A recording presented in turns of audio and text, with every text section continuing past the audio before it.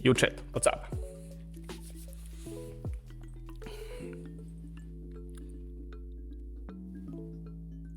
Just checking whether there are any black corners anywhere. Not today, it seems. Hey, Trollkische! Oh. Oh. Sorry for the long wait, guys. I had to finish my pizza. It was a bit late. So the pizza was delivered a bit late and then I was late for everything, basically. Anyhow. That's right, I had pizza, so I think I'm only allowed to say I'm good. No, I'm actually doing great. Actually doing great. Pork tasty, indeed pork tasty. All right. We have a plan for today. I've tried to. I scheduled the stream today for like the first day ever, for first time ever. Now I'm hungry. I'm actually sorry about that. It was not my intention. Just wanted to justify why I am late. Did not want to make people hungry. Okay, so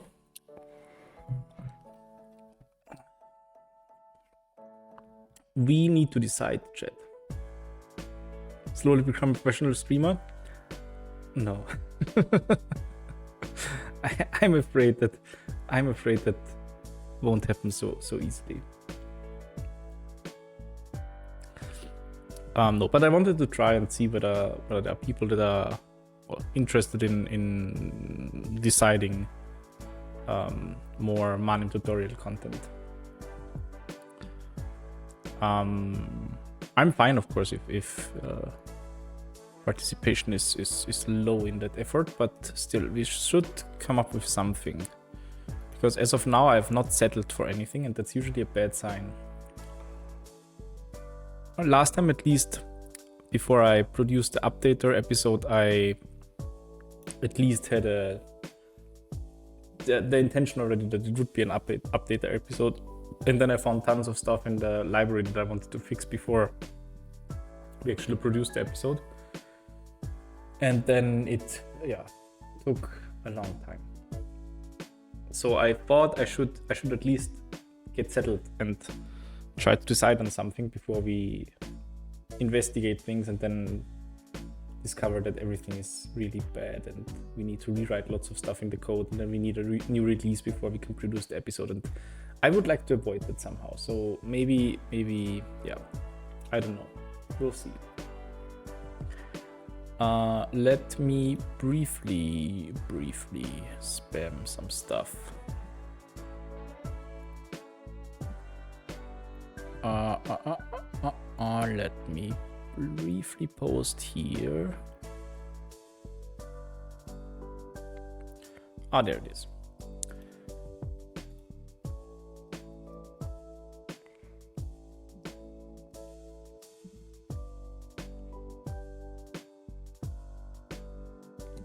Okay, with a smiley.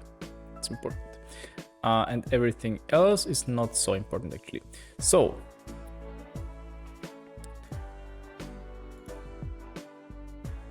what are we doing? Here are some options that I have thought of. Maybe I should put those somewhere. Let me actually open up stuff. Let me actually open up like at least VS Code somewhere. That goes here. Let me briefly reorganize some stuff on my desktop. That goes here. That can not stay here. These are things I should have done before, but as I told you, Chad, I was eating pizza and I can't do these things. Not professional at all.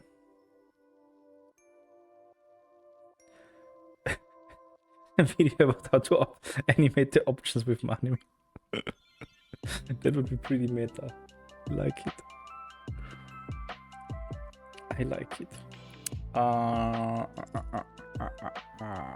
Okay. So I can open a thing. This should go here.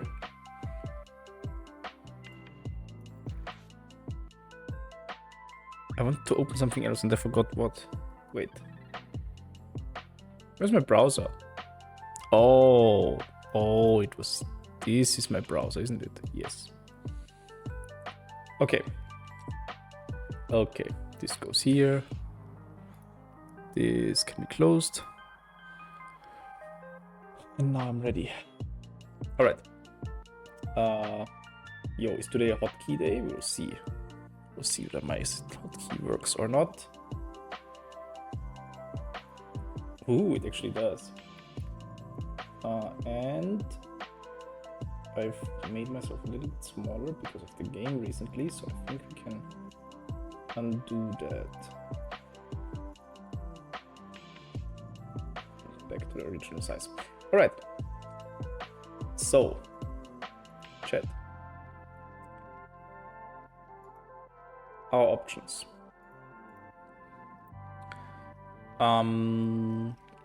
New episode options. Let's see. Let's collect stuff.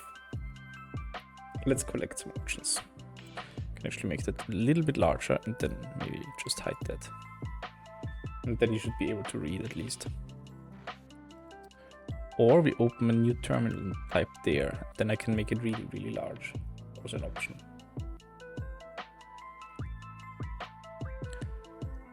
Do I want that? Maybe. Because like this, my VS Code is comically large. I can't really do this. Wait. I'm so well prepared today. It's amazing. Okay, there we go. This I can make immensely large. Then we just open new episode markdown. Okay. New Manim width is... No, wait. What is my thing called? It's mathematical animations with ease. Episode 5. 5 already. Options. So we could do option 1 would be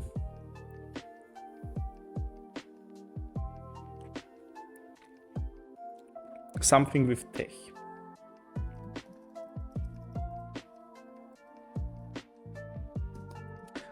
Option 2 would be, that's the option I've been leaning towards slightly recently. Plotting. Functions. 3D, blah blah. So 2D/3D parametric functions and polar plots, implicit plot, blah. All the things that Manim has or supports.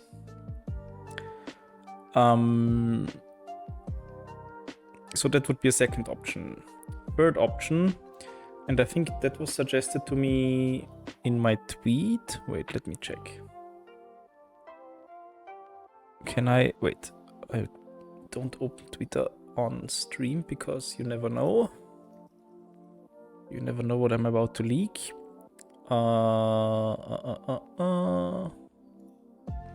Where is my tweet? There is my tweet. There we go. So the suggestion was some coverage on a 3D scene and 3D objects. I'll put it up. F13. Oh wow, it does that. Wait, what?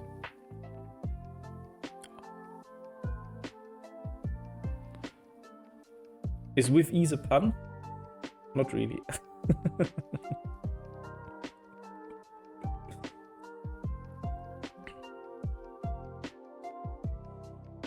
I'm not sure why I'm not sure why I chose this.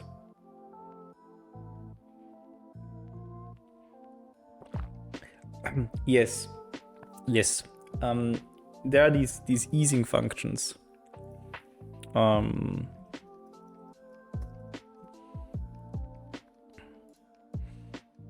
there's this website, easing cheat sheet, maybe? Yeah. With all the fun easing functions. There's actually something that we also link to in the documentation for rate functions. So yeah, you could, if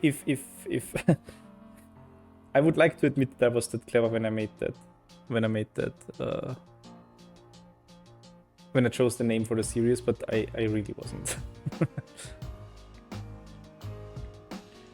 Have used that with libgx. They also implement a ton of easing functions. Yeah, I mean, it's interesting how I think a lot of a great deal of how Manim looks and feels comes from the fact that it uses these smooth rate functions.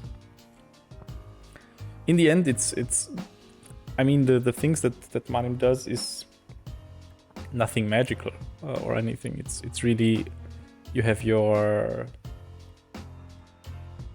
I like the series name. Thank you. I'll practice, so when next time someone asks me, I'll say, yes, this was a very clever pun, play on words with easing functions, and yep, all my idea.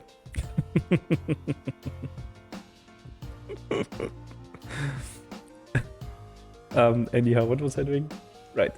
So I'll put those on the list, but I think I won't go for that because my main problem with the 3D stuff in Manim is that teaching anyone how to use the 3D objects in Manim with the Cairo renderer isn't really something that I would consider to be particularly future safe, because at some point, hopefully sooner than later, I feel like we will switch to a different rendering backend, and then we will probably get rid of lots of the things that we can probably get rid of lots of things where the current renderer does weird things. So I think if we go through the list of issues in the GitHub repository, there will be actually tons and tons of examples where rendering something in 3D it doesn't work as expected.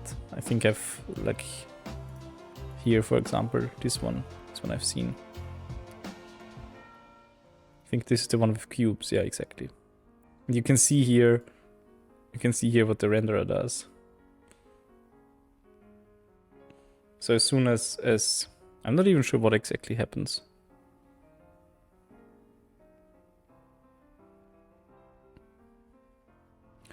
It looks like the things are added to the screen in a certain order. And then, I don't know, the Cairo renderer just puts one thing in front of the others, which I'm not sure exactly why that happens.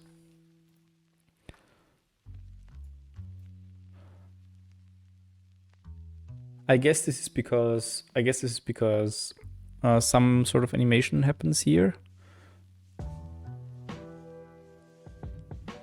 So we would have to go over this list and then see why exactly the cubes seem to be reordered at some point. But it definitely has to do with the fact that there's no the Cairo renderer simply can't do that. So collisions of things don't work, and relation in depth in space also simply don't work. Cairo in the end is not a 3D rendering. Backend. It's a 2D rendering backend that we misuse as a 3D rendering backend. So the Cairo renderer, in the end, everything is projected into one plane, and we currently don't. Yeah, it's some form of Cairo abuse. Actually, it's true. It's actually true. Well, so I'll put it on here. 3D scene, 3D objects. But if we did that, I would rather do it with the OpenGL renderer. But if so, rather with OpenGL backend. I mean, it would probably be interesting to give people some sort of idea what differences there are between the two backends and why some things work in the one backend and other things work in the other one. But I'm not sure. I'm not sure this is something that is really so useful for people to know the difference between the Cairo and the OpenGL renderer. It seems like something that is more related or more important on a dev level, not really on the user level. But yeah, I had no idea. So let's check as well quickly. Let me quickly check whether there are any other suggestions in the comments of my video. Let's see.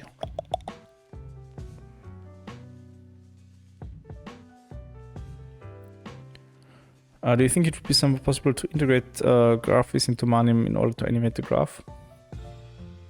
GraphViz does drawings of graphs way better than Manim does, definitely.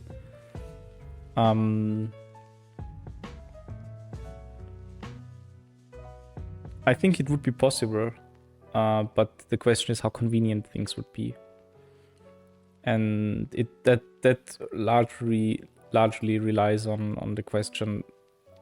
It depends on the question how well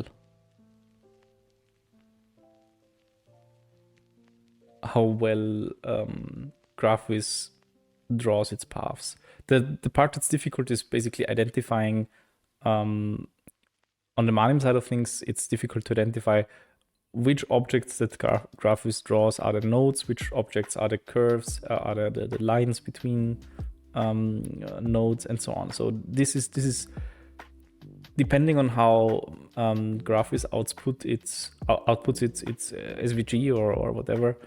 This might be somewhat difficult to well decide.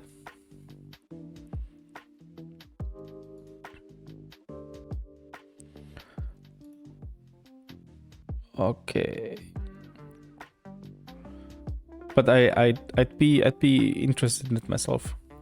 Maybe look at it a little bit today. Maybe we look at it a little bit. Okay, let's see. Comments. Really love how GraphViz draws its graphs. Yeah, they do it very, very pretty. Why don't I find the link to the video? There it is. Before we were using Monday.com. No, thank you. Did I ever mention that I really hate YouTube advertisements?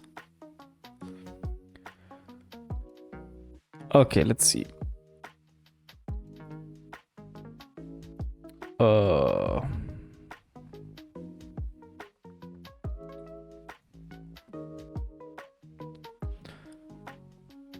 Okay, noise gating thing. I mentioned that. Formula manipulation. Right. Yeah, math flipped also responded here. The same thing regarding 3D scene and 3D objects. Wait, can't I? Oh, I can make this larger actually. So this is the same thing, basically. Let's put it on the list. Why not? Let's put it on the list. I mean, we have it on the list already. Let's put formula manipulation on the list because that's what I originally intended at some point.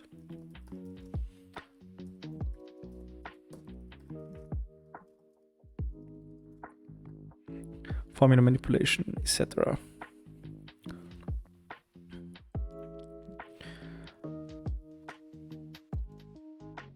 All right. Is there anything else?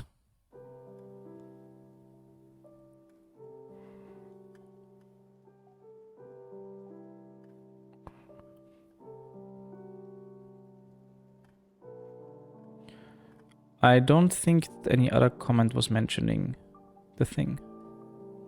Okay. So I think we're basically good.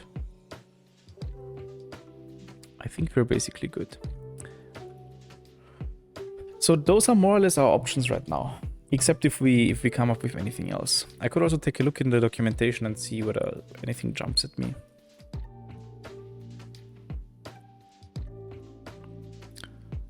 Let's see. There are all of these special scenes, but I actually don't like any of them. Let me increase the size a little bit. We do have all of these moving camera scene file writer, 3D scene. Those might be worth talking about actually.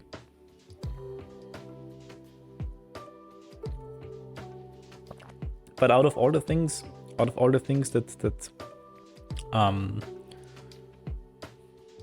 the problem is that out of all of the things that we have in the library, these special scenes, like the zoomed scene, these are probably among the things that are documented the worst. Vector space scene, there's this linear transformation scene in there, right? Which does something. Like it's a special scene where exactly this sort of linear, the application of a linear transformation into some sort of grid is illustrated. And I feel like, I mean, it has tons of extra methods, which I don't really want to, I don't know. It just seems boring to me somehow.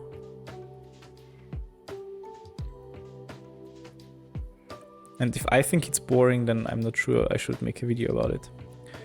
Scene file writer there, this is a very particular and very remote thing and nothing that the user ever really uses. Sorry, I had to leave for a minute. Yeah, no worries, no worries. No worries at all.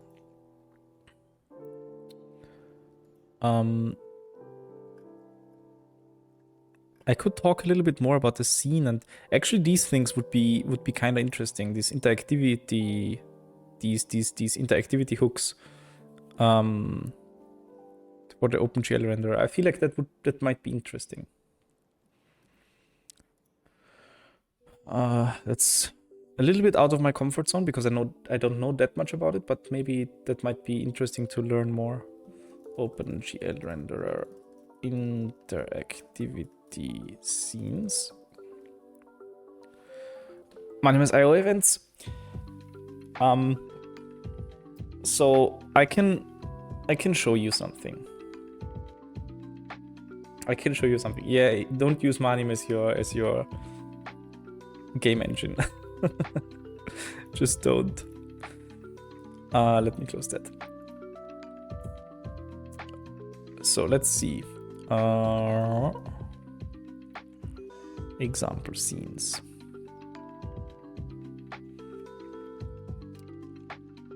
So one of them should be interactive, right?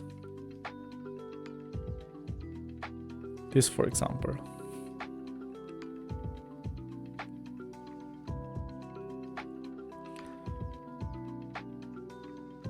Let's try the text test.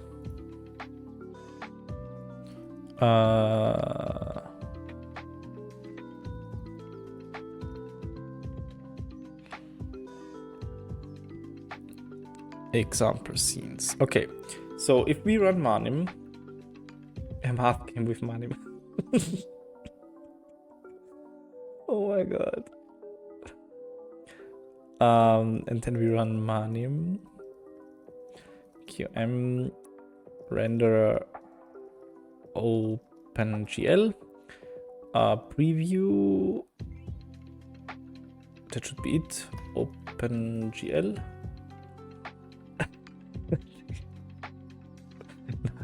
Now I know what I want to do in the holiday. Knock yourself out. Knock yourself out. So then we have this interactive preview window here. basically. And this actually has some form of interactivity because I can move the camera in here and also scroll in and out. So I can do that. I can move around as well if I wanted to. It's actually pretty funny to do that.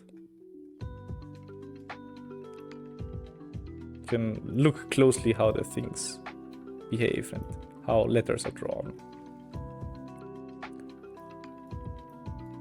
There you go, N. No. So this is something that the OpenGL renderer can do.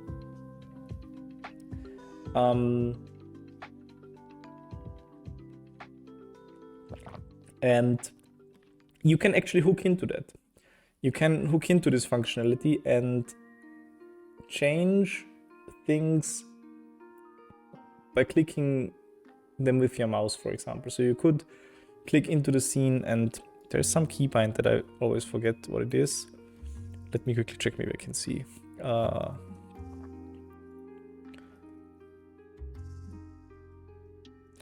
Keyboard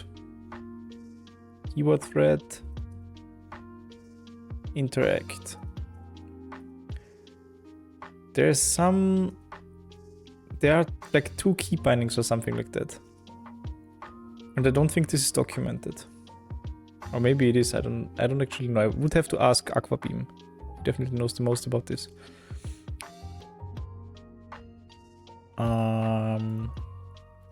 On click. Wait. But I know that this worked somehow. Was it M? Or P?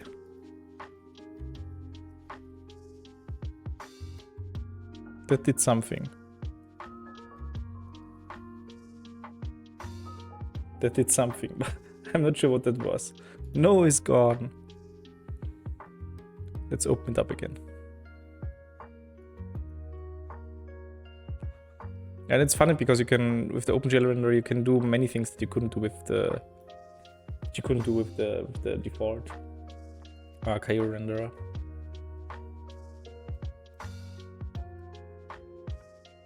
Okay, let's get Nope back. Nope. There we go.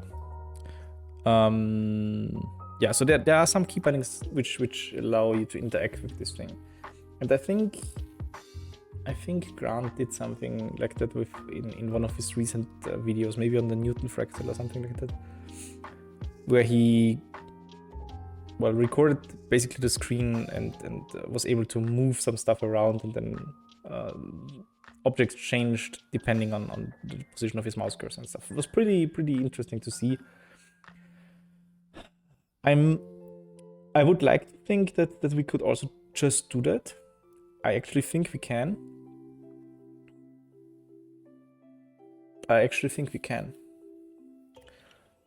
Let me see whether there's a click. Mouse drag orbit controls. Yeah, that's it. On mouse drag, on key release. There we go. R is default set. Q is there we go. On key press. So if I press R, I reset the camera to original position, it seems. Yeah, I do.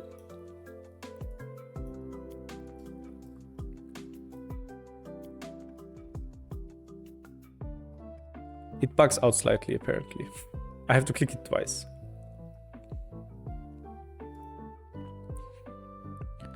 And there's a key to function map.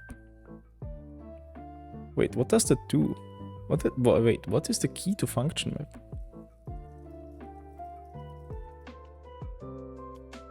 That's empty initially. And so you can put things in there yourself. That's funny. I didn't know that. I wanna do something now. What shall we try?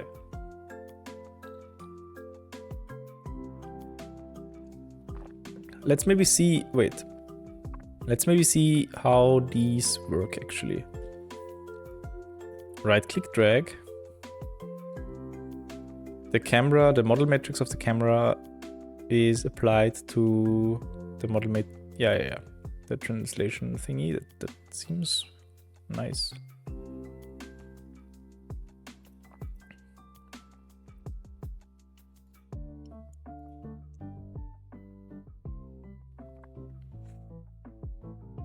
Rotation of the z-axis. Buttons equals 1. That's the mouse. What can we do?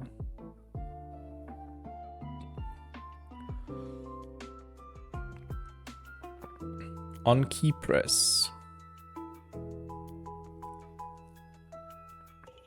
So I don't get any arguments, it seems.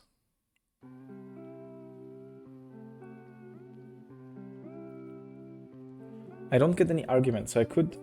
But I would like to get maybe the mouse or something like that. Can't I get that?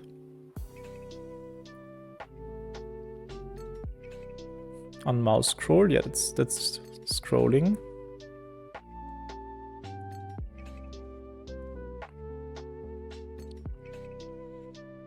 On mouse motion. Self mouse point. Oh, there's a self.mouse point. That's interesting. And that works? Wait, how can I check that?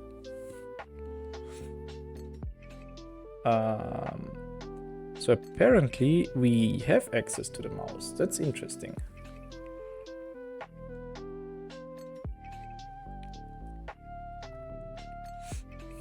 But where? Wait, how does it work?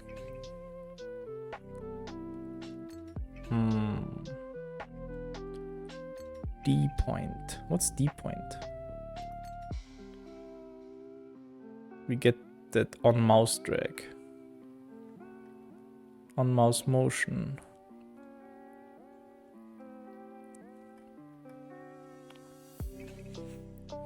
Can I?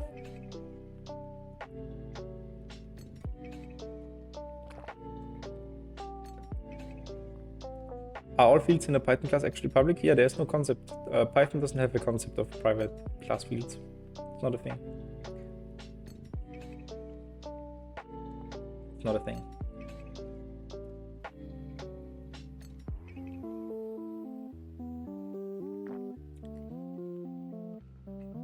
Interesting. Yeah, I've learned my first language that I learned, programming language, was Java actually. And then going out of Java, I ran into Python pretty soon, and it always, I don't know, irritated me for the longest time that there was no concept of like private fields. Until at some point I thought, well, for me as the programmer, it doesn't really matter. I don't really care about whether something is private or public anyways. I know that things like data encapsulation and stuff, but practically I don't really need my fields to be private. And I can remember having some weird conversations with people about things. In particular regarding, if there are no private classes, then how can you make sure that someone doesn't exploit the thing, or how can you restrict access to certain fields? And I was like, who do you mean? Wait, who is going to run the code? Who exactly wants to access what, where? It's not like, I don't know, you can just inject something somewhere and then it's executed and run. Especially with stuff like Java, where you need to compile it into something that the computer can actually execute. And yeah, I from that point on, I liked the distinction into private and public fields as a general thing. So I think it's useful, especially for users. And in Manim, I wish we had done that with more methods that we marked them as private, so they did not show up in the documentation. But generally speaking, I'm not sure this is such an important thing to have in a language. But yeah, that's my personal feeling, and I don't know things, so well.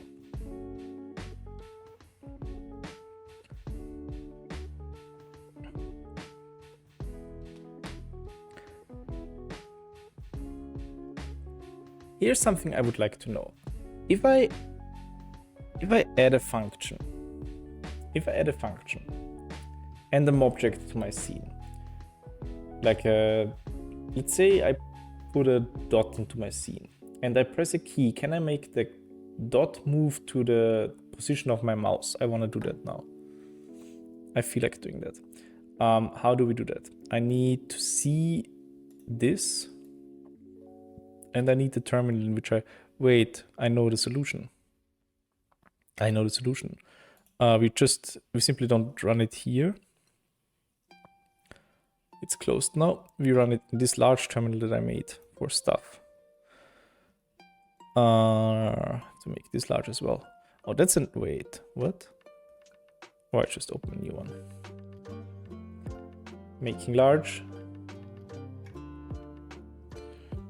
Okay, there we go. Code Manim. Poetry shell. Example scenes. Manim UMP.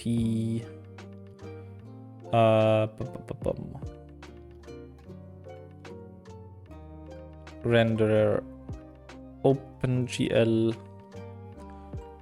And something else. What was I missing? I had a file name. OpenGL text test.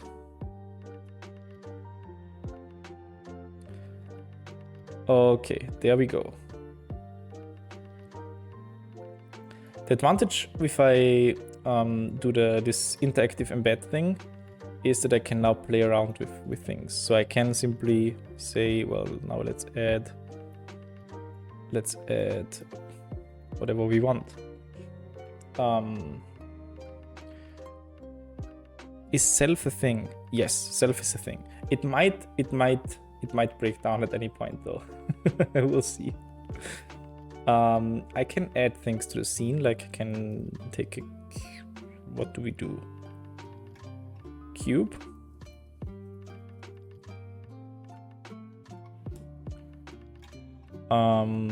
Self.add cube. There we go. There's a cube.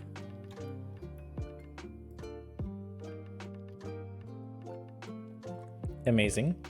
Let's maybe make this a little bit better. Self.play cube animate set style opacity. Wait, what is that then? The fill opacity still? Fill opacity equals 1.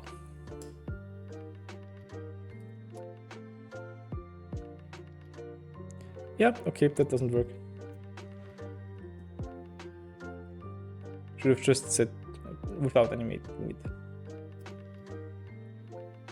Do you use some special port of OpenGL for Mac since Apple decided to deprecate OpenGL? No, I don't. Python. Okay. No, I don't. Apple decided to deprecate OpenGL quite a while ago already, and they haven't removed it yet. And I don't think that that will happen pretty soon. So everyone is hoping that this would continue somehow.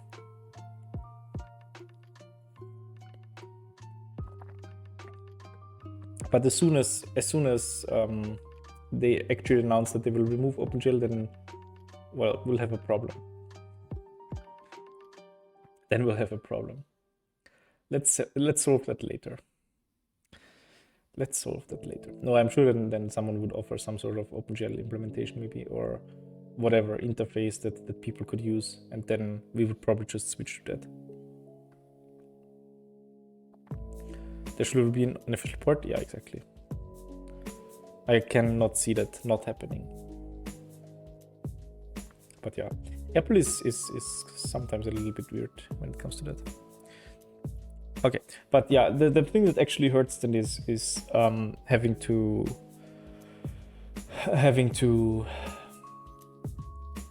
adapt the installation instructions, because they are hard enough as it is. And to be fair, that's not necessarily, I mean, they're actually also hard for macOS. It's, I don't know, I don't have a good idea of why it is so difficult to install FFmpeg under Windows even. it's really annoying, and yeah. But well, so let's try again with the cube, right? C equals cube. Fill opacity equals 1. Color equals red. Self.add C. There we go. I mean, that's a cube, and the opacity is also okay, but the color is really not red. C dot set color red. Now it's red. Easy. Can I stroke color equals black? No. Okay. Set color, maybe just stroke? No. Set stroke color. That worked in theory, but in theory only.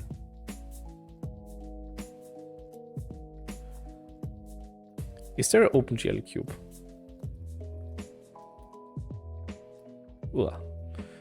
From manim.opengl import OpenGL cube? No, there isn't. Interesting. I thought there was a special cube. Well, all right. Then we'll work with this. So what do we do now with this? Now that we have a cube. You can also see actually that even the OpenGL renderer does some weird stuff with overlaying objects, because actually you should see the M&N. That's the exact same thing actually. The shaders that we currently have for the OpenGL renderer don't do what they should do. So even I think if I remember correctly, Daryl looked into that at some point. The renderers at the moment basically do the same thing that the K renderer does, namely they project everything to a 2D surface and don't care about what happens with all the stroke points and stuff. So that's why something like this happens, where the cube actually is in the background but is rendered in the foreground of the objects here. I think there is something that we can enable actually.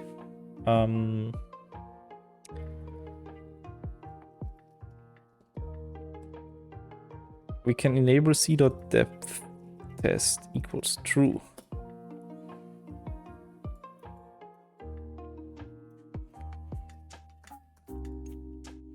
But maybe we have to remove the cube then again.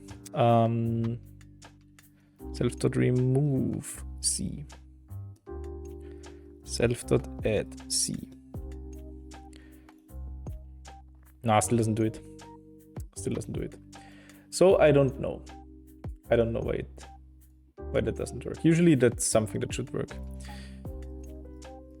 Do normal animations with the cube work? Self.play C animate shift up. No. Is the animate syntax broken with the OpenGL renderer? No, not generally with the OpenGL renderer, but maybe in the interactive context that might actually be. Let's see whether we can move the cube in a different way. Let's see whether we can. C equals cube. Depth test equals true. Fill color equals red. Fill opacity equals 1. Self.add cube. There we go. Nah, still can't do it. Still can't do the order properly. Or intersection actually. Because the object should intersect here and you should see these things. But it's simply not a thing with the current shaders. Search.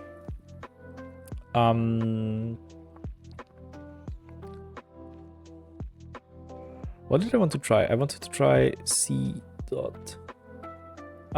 self.play method animation c.shift up.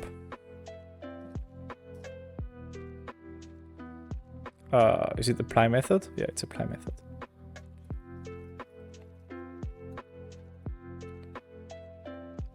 No, also not. Interesting. Can't I do any sort of animations in the interactive thing? Should I read what the crash report actually says? Where does it fail? Reading the crash report.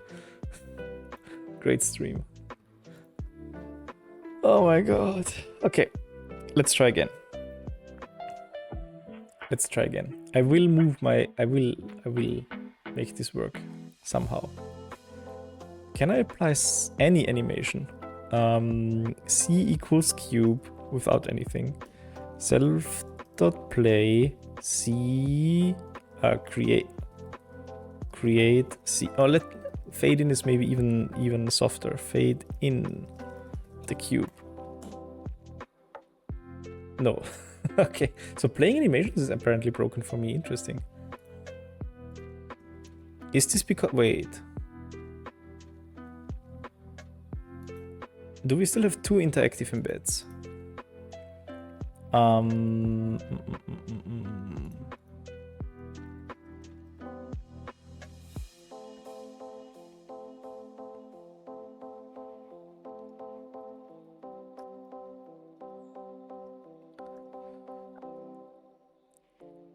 And I think the thing that we use is interactive embed, right? Should I try with embed? But then I can't interact with the scene, I think.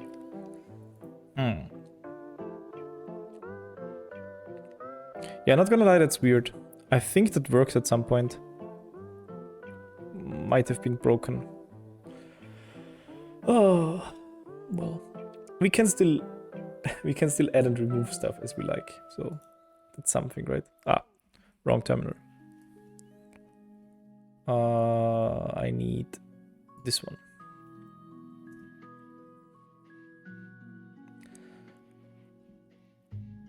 Okay. What was it that I actually wanted to do? I wanted to try implementing a key mapping, right?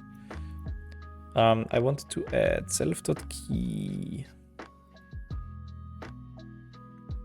Self.key to function map. That's exactly the thing I wanted to.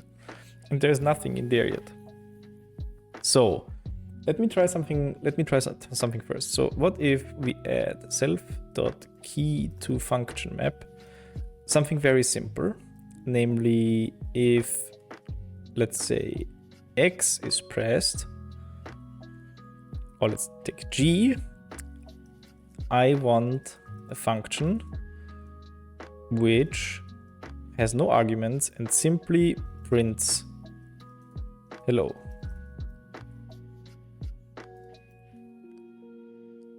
Do it. And now I go in here and press G. Look at that! That's funny.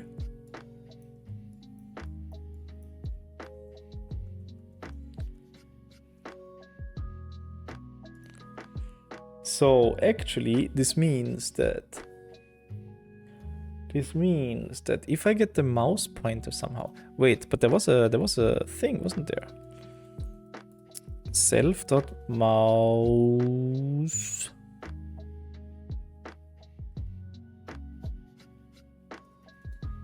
point.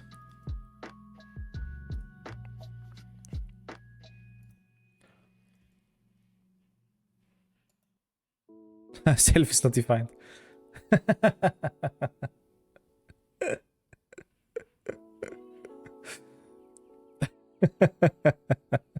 Well, that's a problem.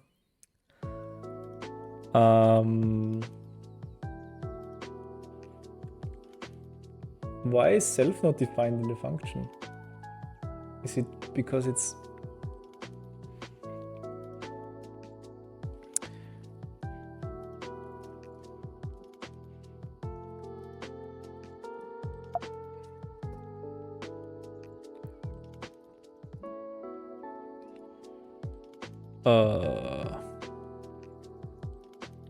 But it exists here.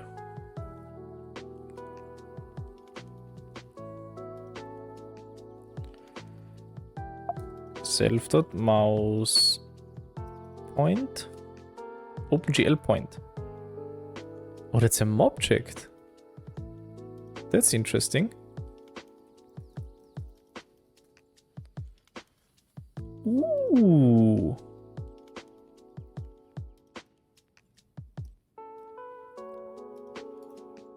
I mean,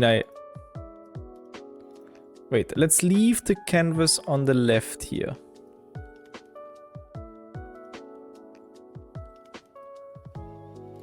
And if I leave it like on the bottom here. Look at that. So we have a mouse pointer. We have an object that tells the position of the mouse. But the Z coordinate is always 0. So it's probably... That would look weird, wouldn't it? I wonder.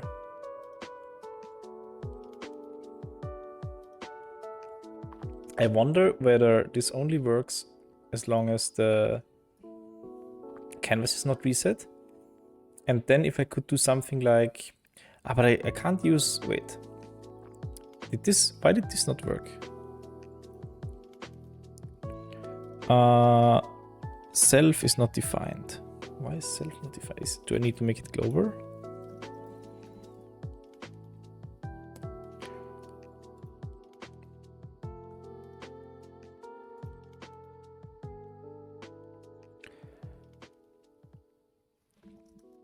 Let me try. Blah. Global self return, no, print self dot mouse pointer. Do it. Blah.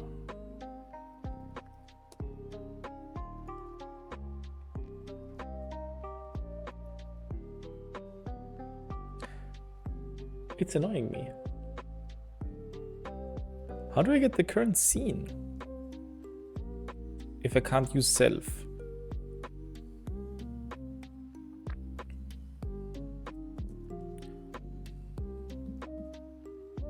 Function manim.scene.blah.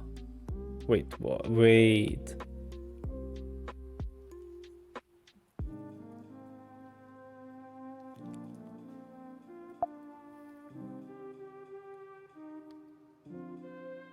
Why am I in scene.scene? That's kind of weird.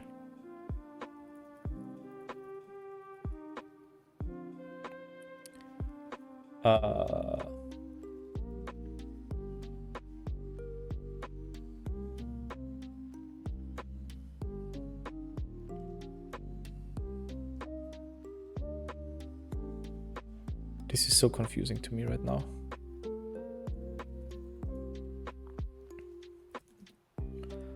Manim scene blah.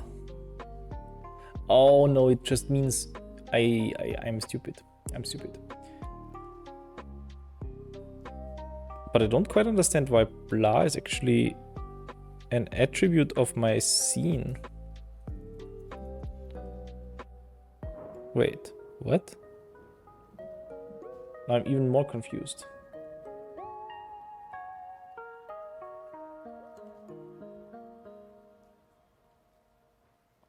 Now I'm actually even more confused.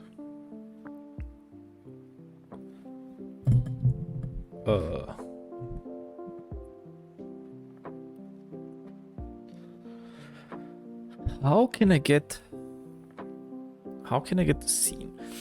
Can I write it in advance? That might actually work. If I write it in advance, that might work. Or can I do something semi-clever? If I attach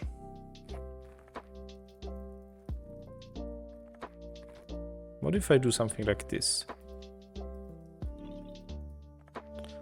And then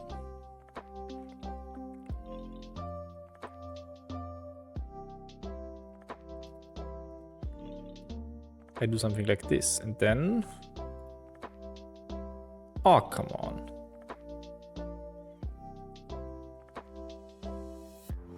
It's not global self, maybe.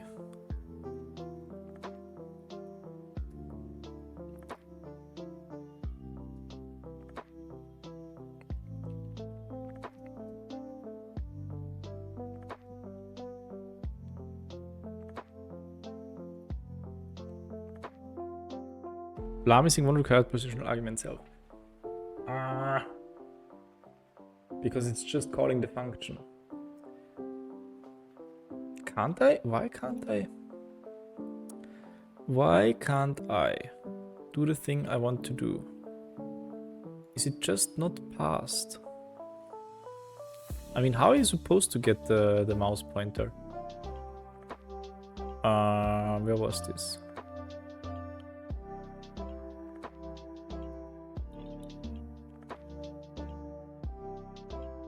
Allow for calling scene methods without pre-planning self. Wait, can I just play? Ooh. Maybe that works.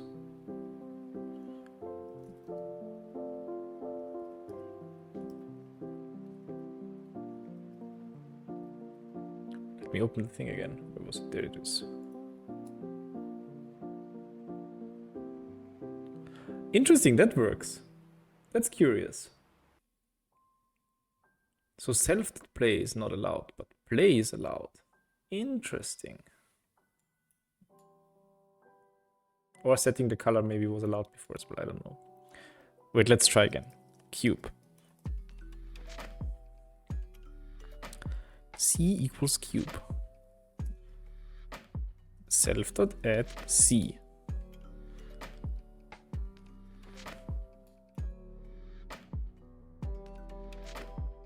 As long as I have the transparency, it actually works fine. Oh, wait, let me quickly take care of something. Sorry.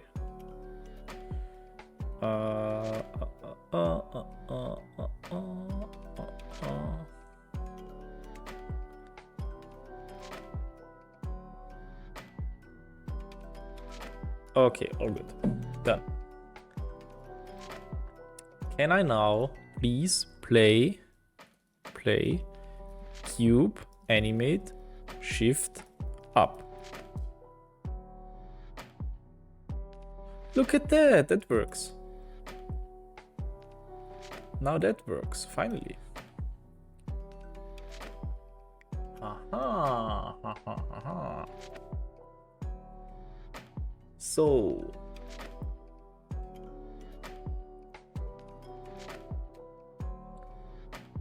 this means I just have to solve the problem with the mouse pointer not being accessible in custom methods. But why is it not accessible actually? Self interact, shell keyboard thread, interact, keyboard, Q. Where was the thing where we defined Q and things? On key press. There we go. Self symbol modifiers. Otherwise, self dot key to function map parenthesis. So it gets the function from the dictionary and then it just applies the thing. So self is not bound to it. It's true. That's a problem. That's a problem. It calls up even bound methods just as unbound ones.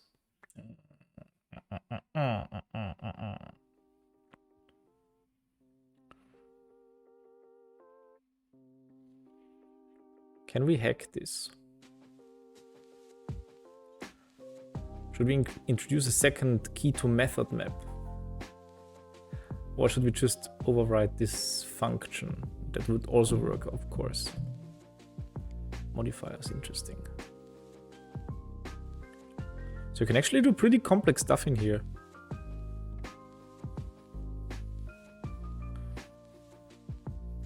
Can already see Manim with Ease episode 2527. coding a full game in Manim.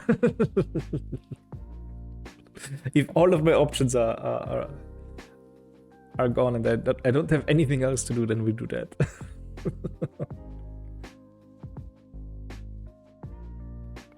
The worst thing is it wouldn't even be too hard. At this point, a simple game would be possible actually. I will wait for this day. I will wait for this day.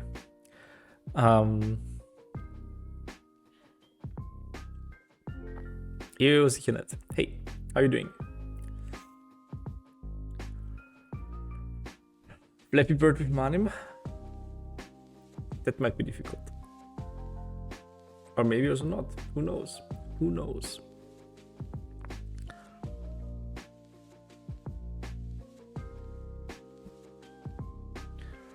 Yeah, so the thing is, I get the mouse motion thing and everything. I get that. And the mouse point is actually moved. So it's there. The information is there. I just can't use it. That's annoying.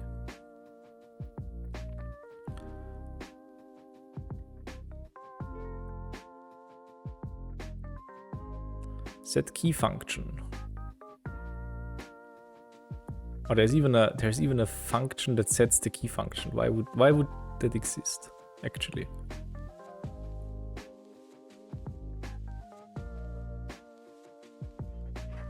On mouse press for function. Oh, that's fun. We can even have. Wait, does that actually, is that called? On mouse press.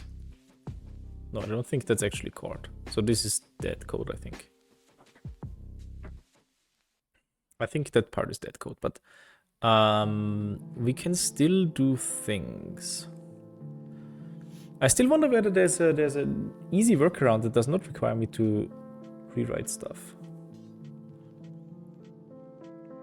But I'm not sure there is.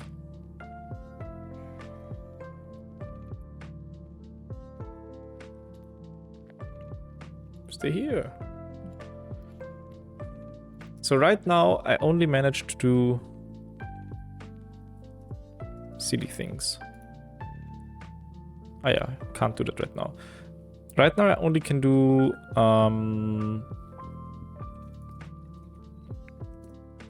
this, where we can print things. Lambda print. Yep. And then if we go in here and press G, then yep is printed. Which is pretty cool. So actually this might be something, maybe I'll do an episode on interactivity. That seems fun.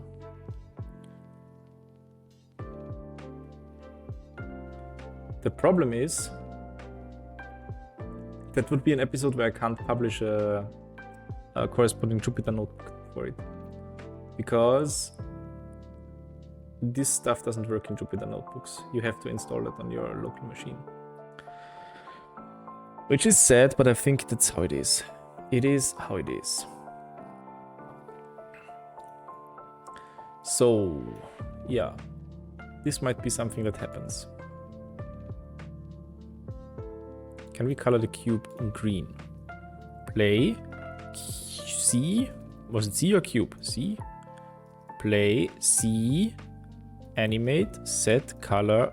Green. Do it. Ha, and it's green. I liked it actually. I do like that.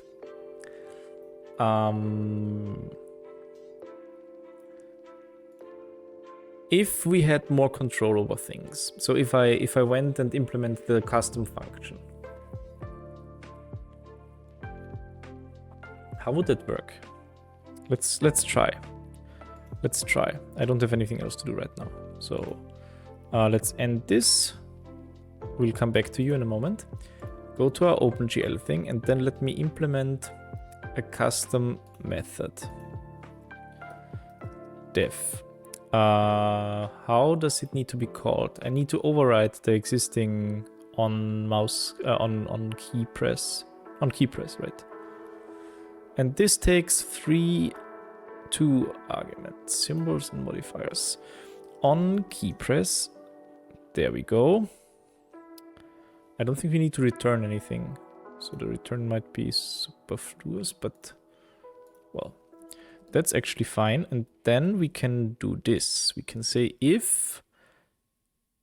Oh, I forgot I have Copilot enabled. That's pretty fun. If symbol...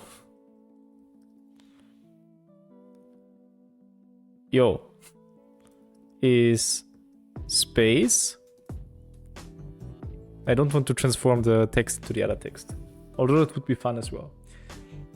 I just want to print the mouse point dot get center. Almost Flappy Bird already. Yeah, I mean, if I would have named the function, I don't know, on Flappy Bird, then certainly Copilot would have done the rest for me.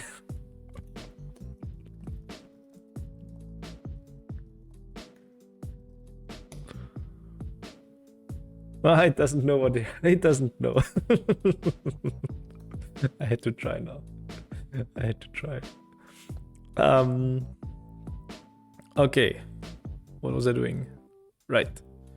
So if we press space, we should get a print with the mouse point. You have Copilot enabled also. Yeah, I got it recently, and now I have to play around with it a little bit.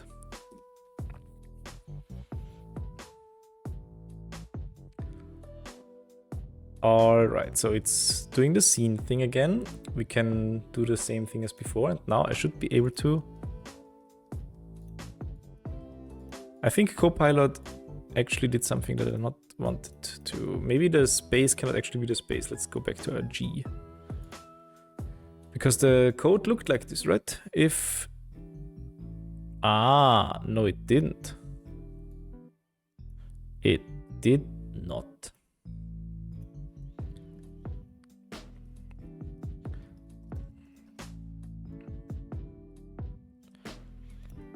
And now let's try again.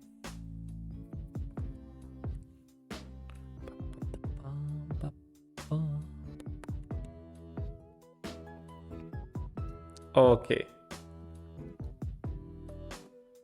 Can move around. Yep. Space. No, G. Yeah, there we go. I can move the mouse around and get different coordinates now depending on where I am. So this means now I can actually do stuff with that.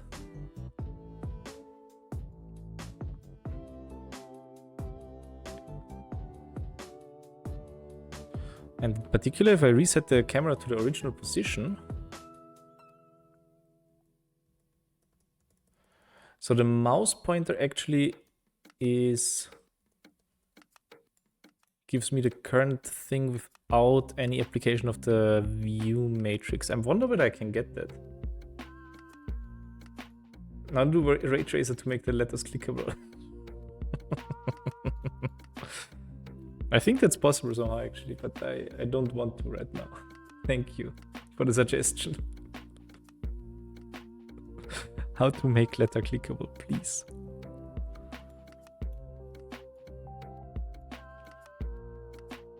I wonder whether I can simply apply the model matrix and then get the correct point.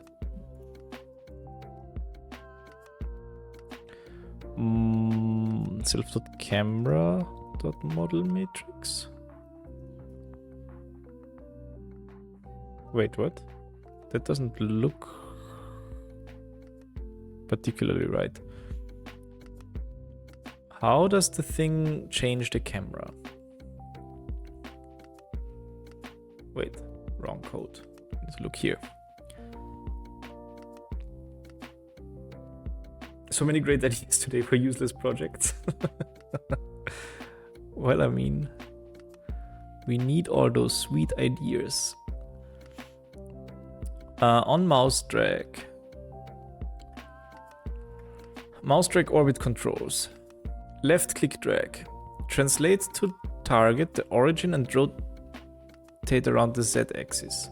Self camera model matrix equals thing. OpenGL translation matrix, self camera target, self camera model matrix. Yeah, and I wonder whether I can just take the model matrix that the camera has, obviously, and apply this multiplication to get the actual point in the plane that I'm looking at. Wait, but that's silly. Because where would it know in which...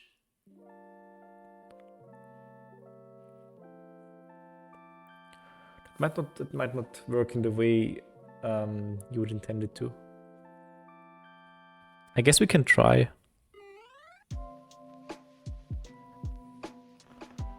I guess we could try.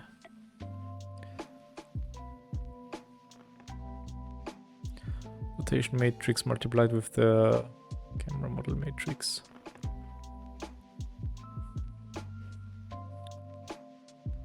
Camera shift vector.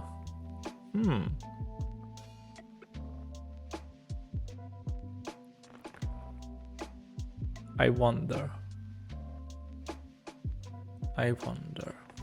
So if we have our scene and I do something maybe fancier. To go AFK for 10 to 15 minutes? No worries at all. No worries. Enjoy.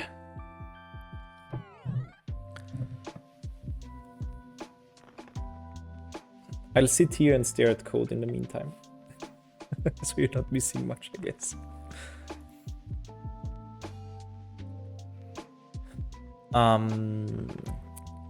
So what I would like to do actually is wait. I have so many of these things open because I fixed something today. We should look at the open pull requests also. But I wanted to settle on some topic for the next tutorial first. I'm not sure. I mean, we could do 3D stuff, but 3D stuff might be tedious and take ages to produce. Because I have no idea what exactly I want to talk about. But well, so we have some coordinates, I guess.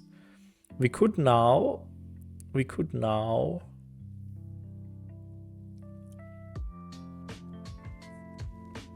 What if we try to plot something? What if we try to plot? Let me actually create a new class. Class.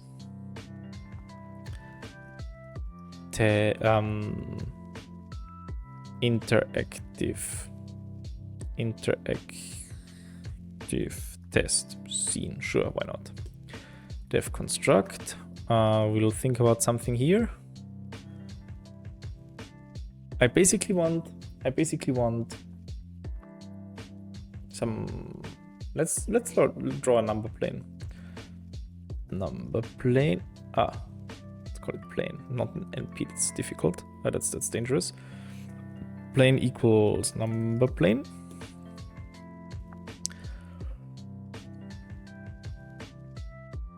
And then I'll add this to the plane. And then I want to do the following. I want to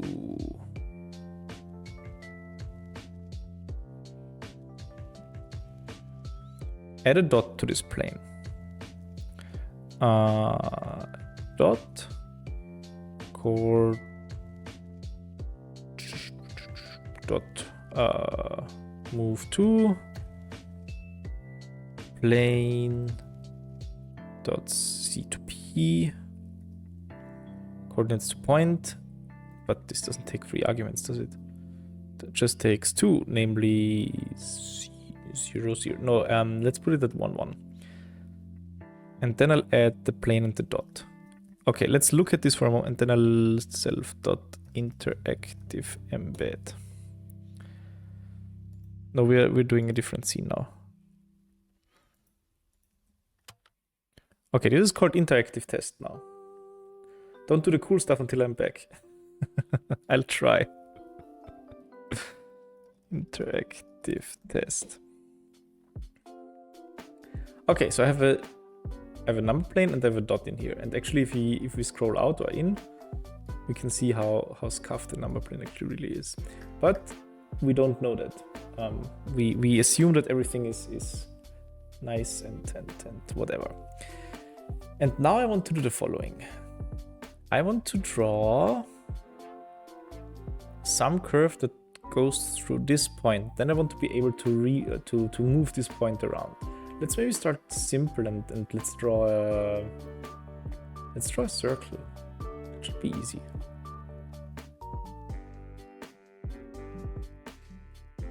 Is it easy? Can I do point to coordinate? I think that's a thing. Can I do...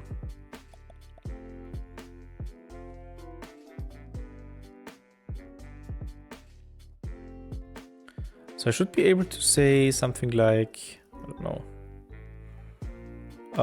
circle equals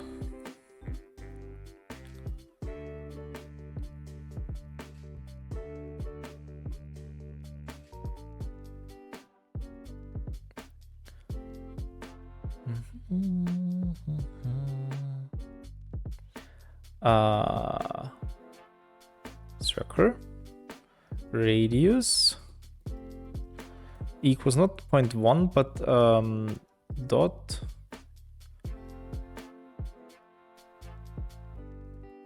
wait, I don't need to actually I don't need the coordinates of the plane at all.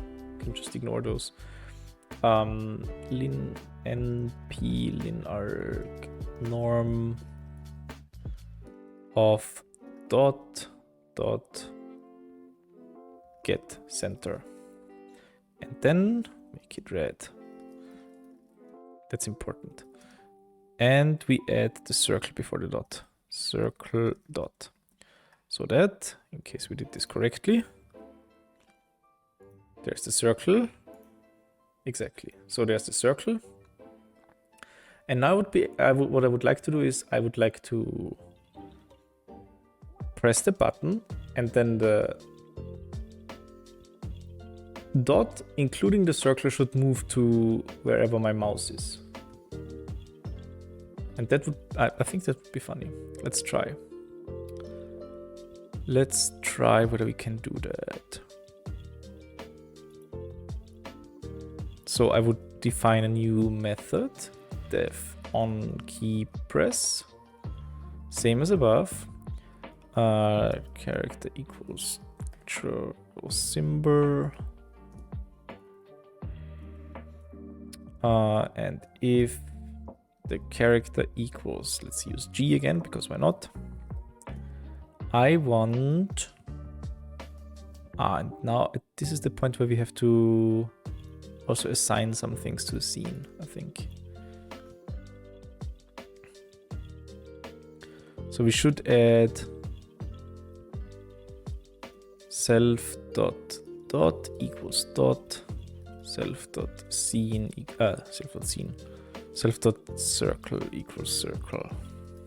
Right, and then we can now, if tries G, that's fine. Can just do self dot play self dot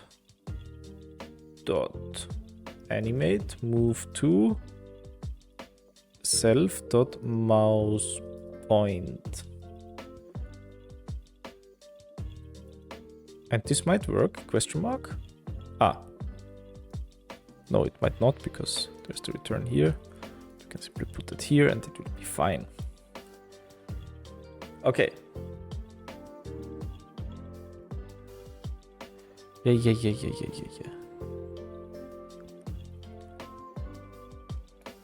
Okay, so if I press G,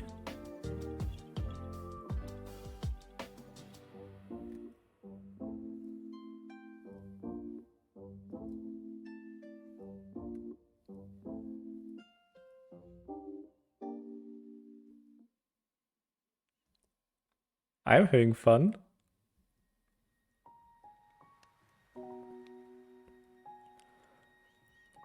Okay, so this works well in as long as I don't change the camera, because as soon as I do that, but actually that's not so bad.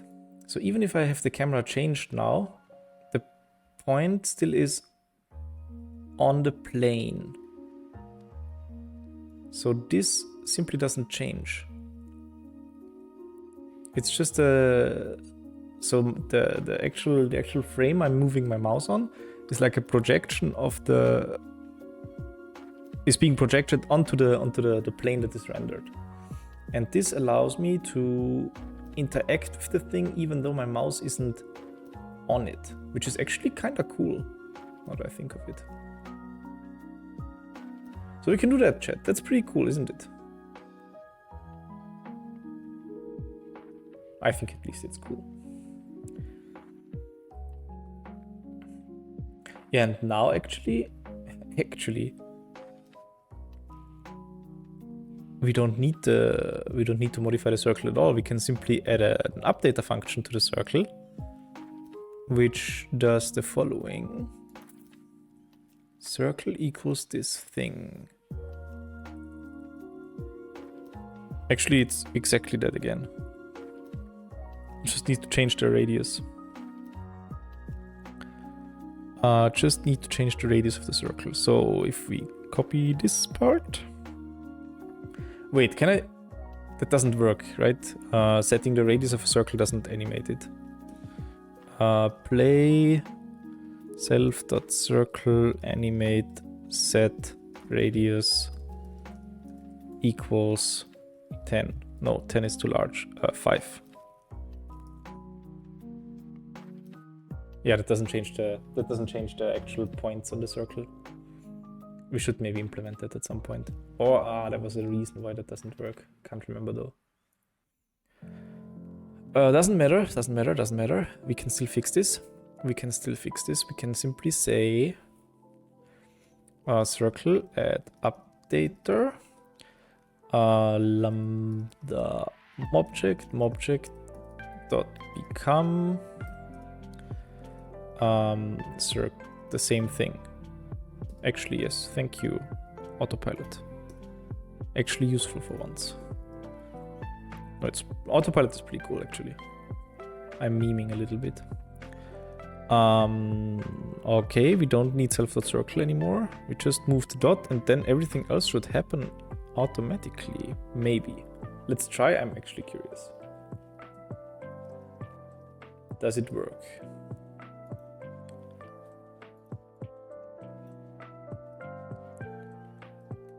Yo, look at that, chat.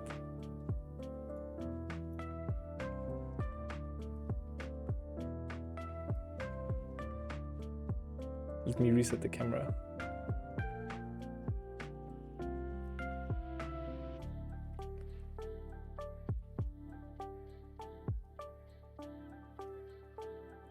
Isn't it fancy? So I can actually, I'm just pressing G and the scene changes however I would like. I think that's fun.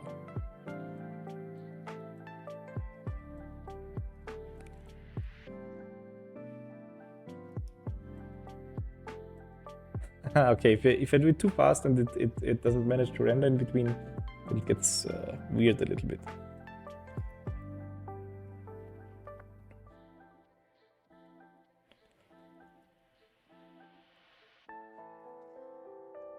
Okay, so I think this is pretty cool.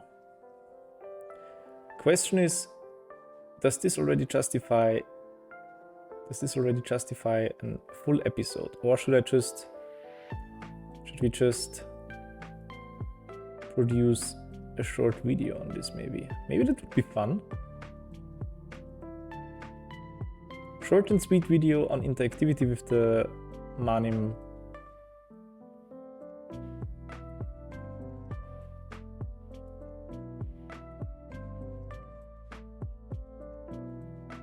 OpenGL renderer. I was stuck. I literally was stuck for a moment.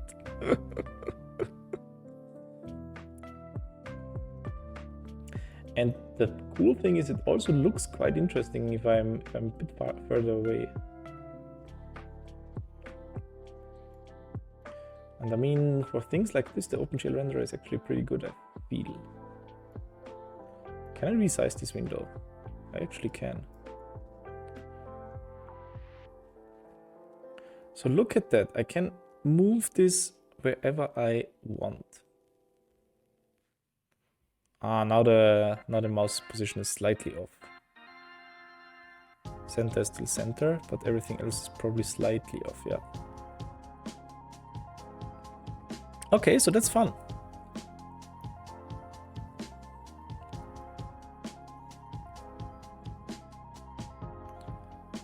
Yeah, things like that are not great. So I wonder, is there a way to make this a little bit more natural? I should probably check out what Grant did in his in the upstream version, and whether this sort of behavior is where there's an easier way of specifying your custom functions rather than writing methods in the scene. But actually, I mean, this is already pretty cool. This is already pretty cool. And I feel like it would, I mean, that wouldn't even have to be a long video, right? You can simply use like this example here, maybe a second one that's a bit more fancier. We can come up with something more fancy, I feel like. It wouldn't be that hard. So what could we animate where we have user input? This is so much fun, actually. It's almost as good as gaming.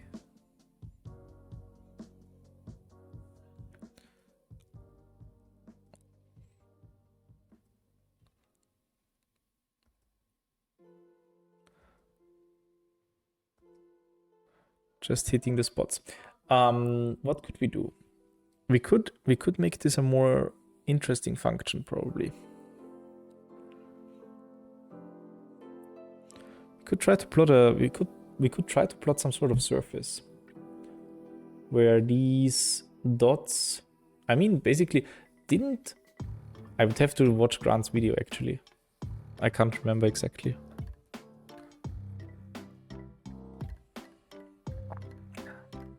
But this interactivity thing is definitely something that lots of people have asked about. So maybe let's do something like that.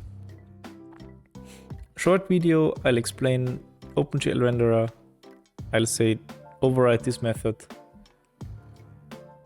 and then show the example.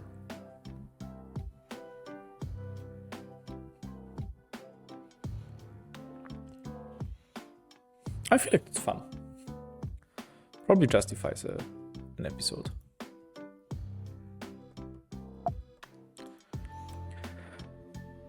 What else would be interesting in terms of interactivity? I mean, actually dragging around objects would be fun, but I'm not sure I want to investigate how exactly to do that. There was a way to do that, I know that.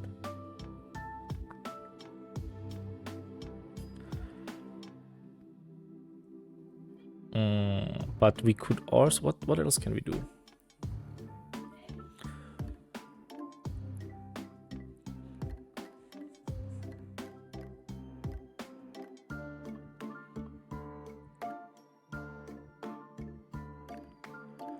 Oh, should we try a graph layout and one of the vertices follows the mouse pointer? I kind of want to do that. We get a random graph. Let's do that. That might be interesting. So where's the thing? We can basically copy this code. Second try. Interactive test.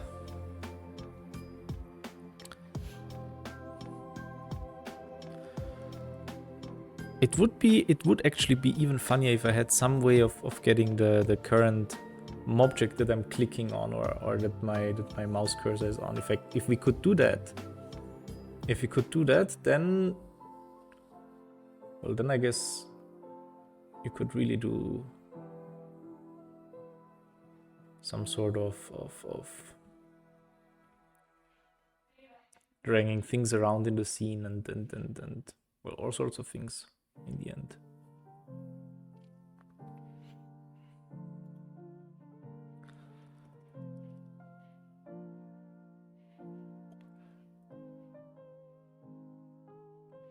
Welcome back. I did all of the cool things while you were gone. I'll actually show you.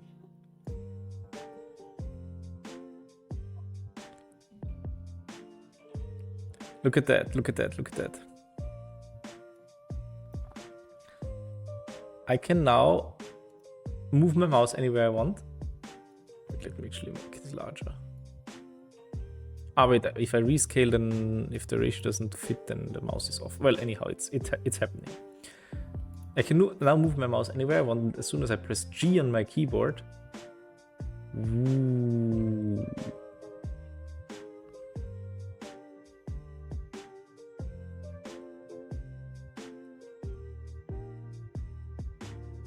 That's fun, isn't it?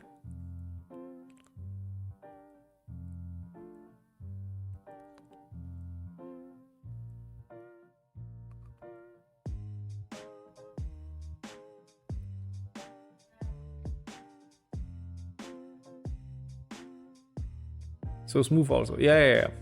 The rendering, the OpenGL renderer is really fast for these sort of things. So that works really well, I feel like. I will think I just wanted to try some other things as well. So one other thing I wanted to see how well it would work is if we have, let's copy the code. I already did that. Let's make a graph interactive test. I don't need a plane. I don't need a dot. I just need to import network X as an X.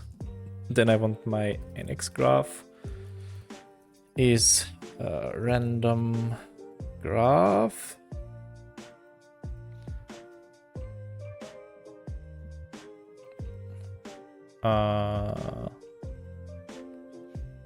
Right, random tree. Let's get a random tree, that's fine. Wait, but the GNP random graph, that's fine. On like 10 vertices with a connectivity of, I don't know, 0.5 is probably something.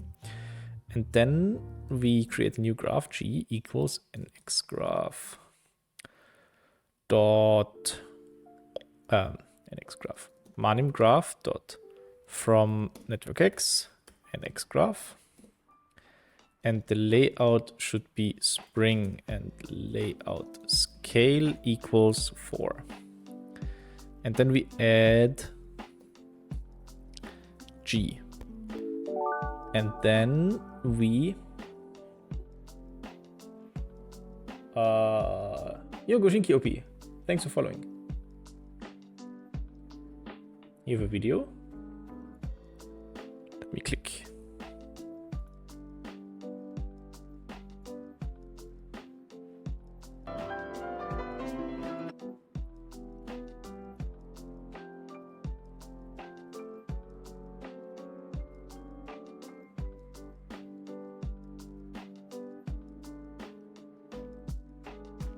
Ooh, what's that though?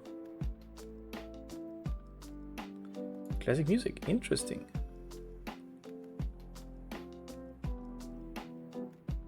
The question is just whether I can play. Right, but classic music shouldn't be a problem.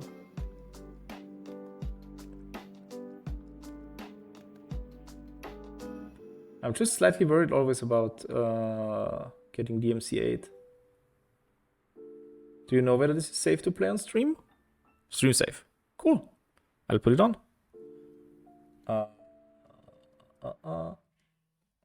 Stopping this. Wait.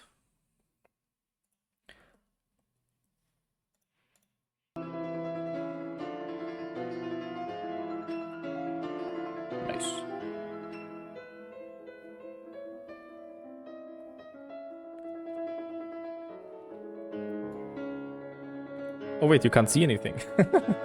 I'm being professional again. Closing advertisements.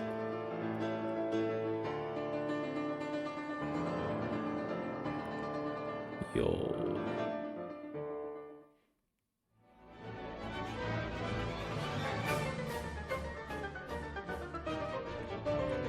Piano time indeed.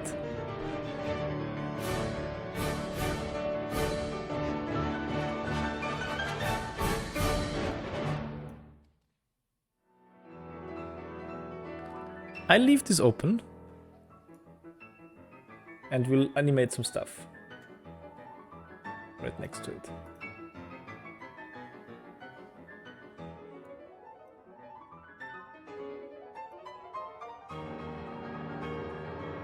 Thanks for the link and for the video. Very smooth.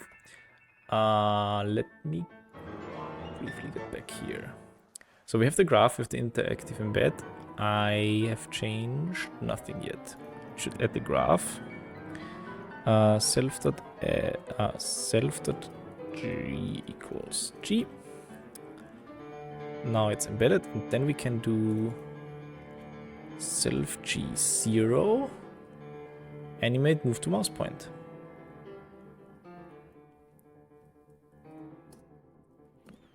And then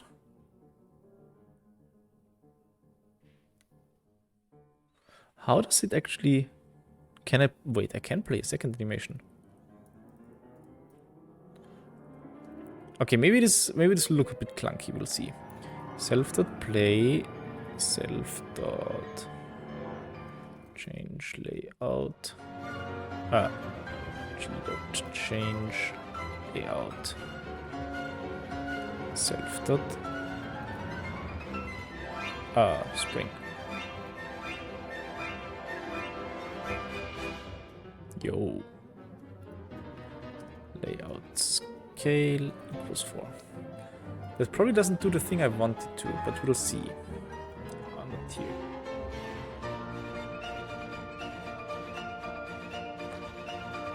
Kind of feel like I want to look at the video again. Graph interactive test.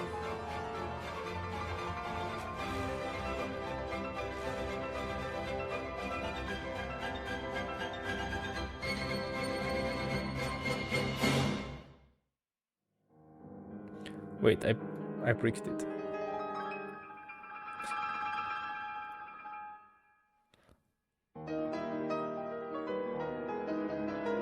We need to animate this.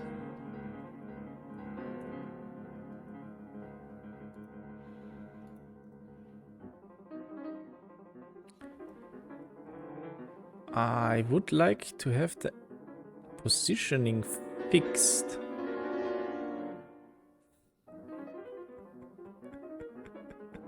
I like how some of the things actually rotate. Why does it rotate?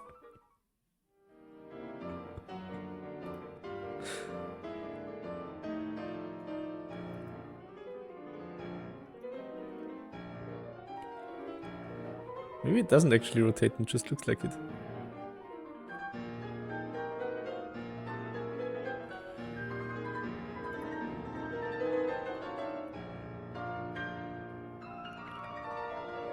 This is seriously impressive.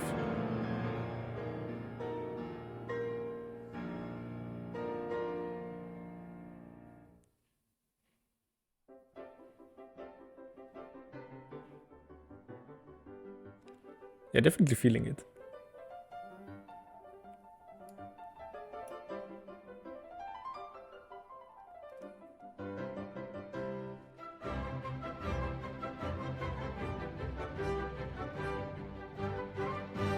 That's how I look when I code. That's how you think you look when you code, maybe.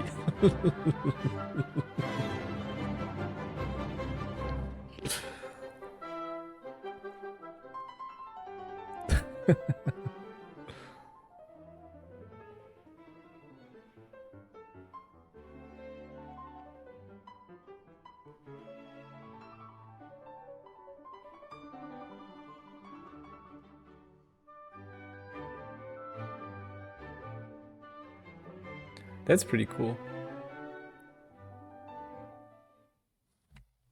I at some point I tried to learn piano a little bit, but my well my success was limited. Let's put it like that.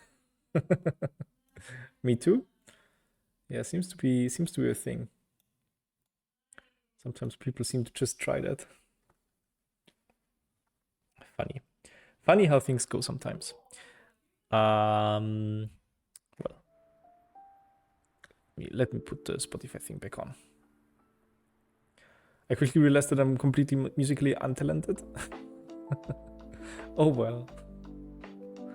That's life, I suppose.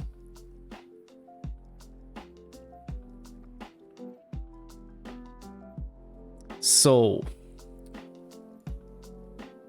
regarding this, I feel like the problem that I actually have is that I want to do something which is not really possible. How did I just bricked the updater somehow, and I'm not sure how I did that.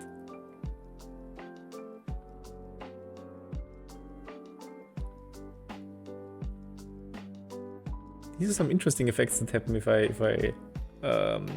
press the key quickly in succession.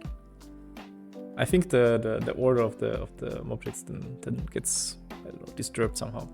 Yeah, okay. I think graphs are not ideal, but plotting actually might be much more fun. Let me whip out the old scene again. That was much. I don't know. The old scene was much more satisfying somehow. Is this broken? Looks a little bit broken actually. Let's close it. Easy. Oh wait, I also went out of my poetry shell. There we go. Just interactive test. Not found. Oh, example scenes. Try again. This I feel like was pretty. I don't know. That's so satisfying for some reason. Just moving the dot somewhere and the mouse to the mouse and the thing moves as however I want it to. So maybe we should try to find similar animations like that. There's lots of things in geometry where we can do stuff like that.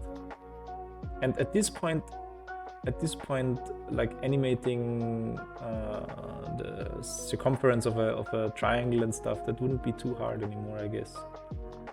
So we could do that actually for a triangle. Or show how the I don't know, midpoint of a triangle changes if we change around one of its corners. But I think for all practical purposes, you would want to do these things with GeoGebra because, well,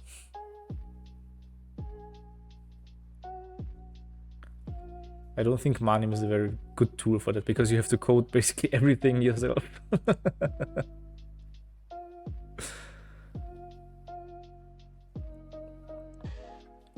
So that's, yeah. I quickly realized that I'm completely musically untalented. Me too, more or less. I can still play a little bit of guitar, but I don't have a guitar here with me in Sweden, and I have not played it in forever actually. I actually had a few years of guitar lessons, but I was not a very active student, you could say. But I was pretty lazy.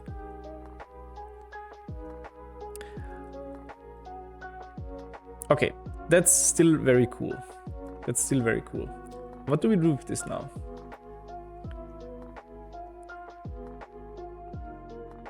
So one thing that we could do is we could simply go and produce a short episode. Maybe not even an episode. Maybe that's just some. Maybe I need a second thing, or maybe it is a Manim with Ease episode that just is short and does something somewhat different. Because I mean, this is not documented. None of this is documented. Question is, what would I need to say? What would I need to explain about the OpenGL renderer? I don't want to explain too much, actually.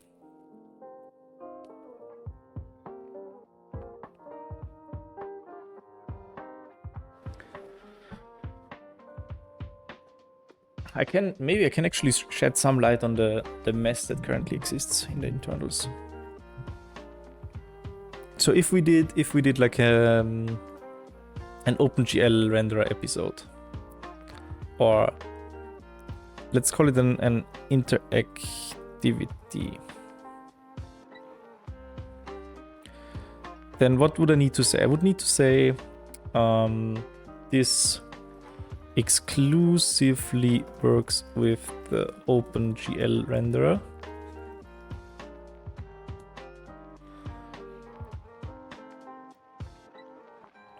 Need to pass renderer equals OpenGL for it to work. What kind of language does he think I'm writing right now? It's weird. We can just quote it.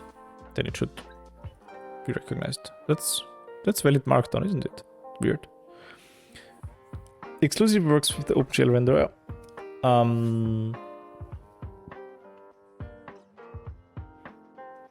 And the rest is trivial. Does not work in the online Jupyter notebooks. Sage.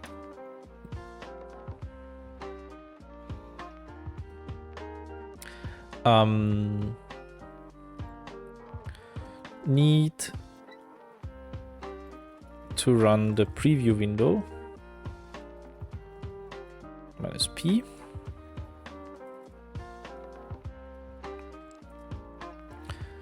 Then there is some interact. This allows for some interactivity.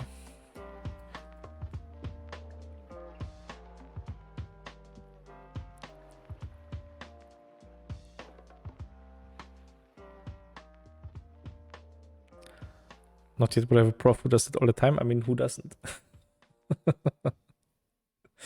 I mean, have a prof like that. And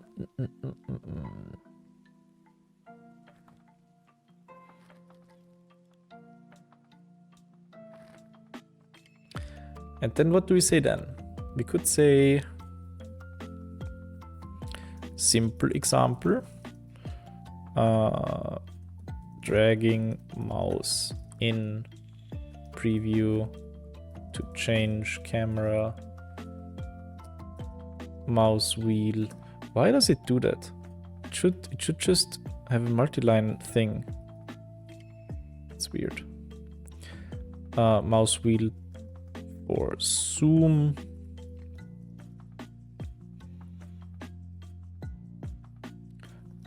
Right click for translation.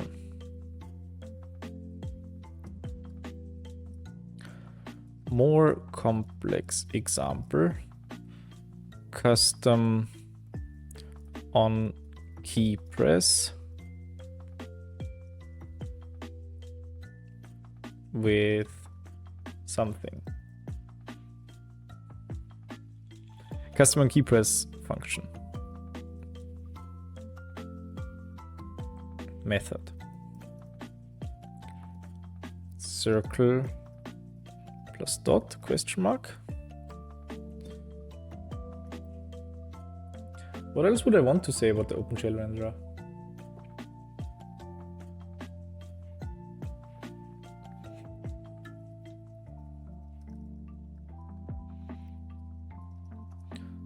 All right, the interactive embed, but I mean, I have to say that before anyways. You could make games with it. No, I have to strongly advise anyone not to make games with this.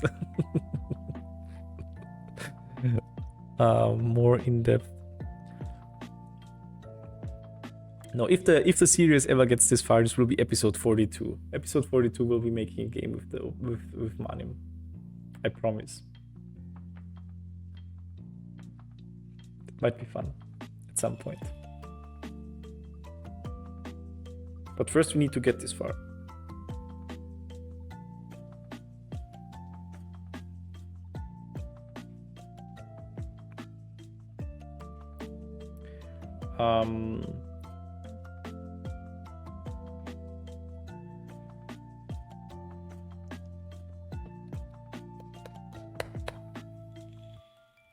I should remind you. Thank you. Much appreciated.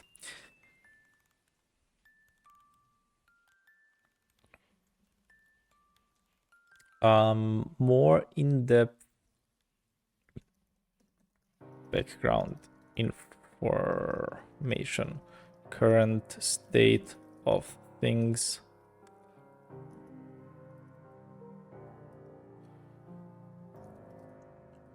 Current state of OpenGL in Community Edition.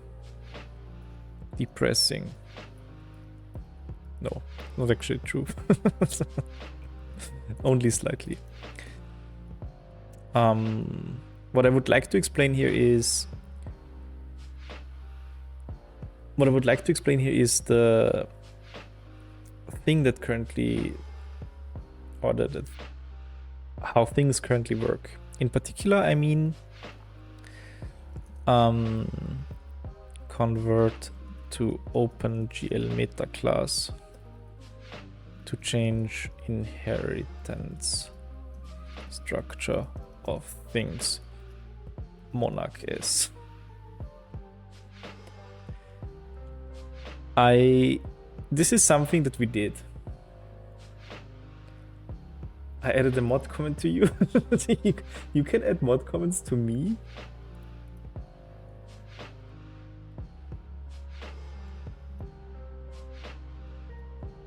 Oops.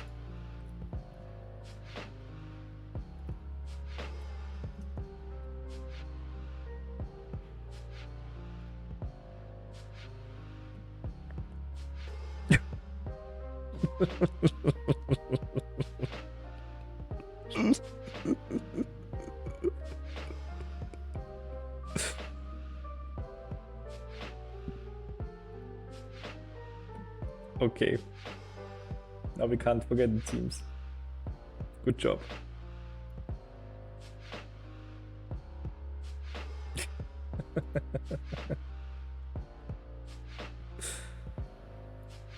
Oh my.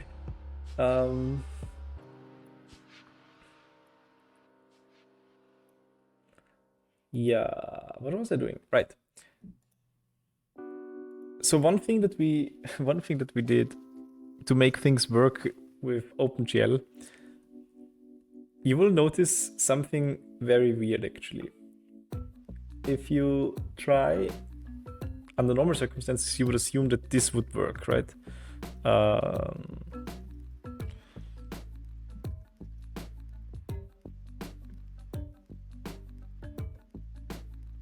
You would assume that the square is an object, right?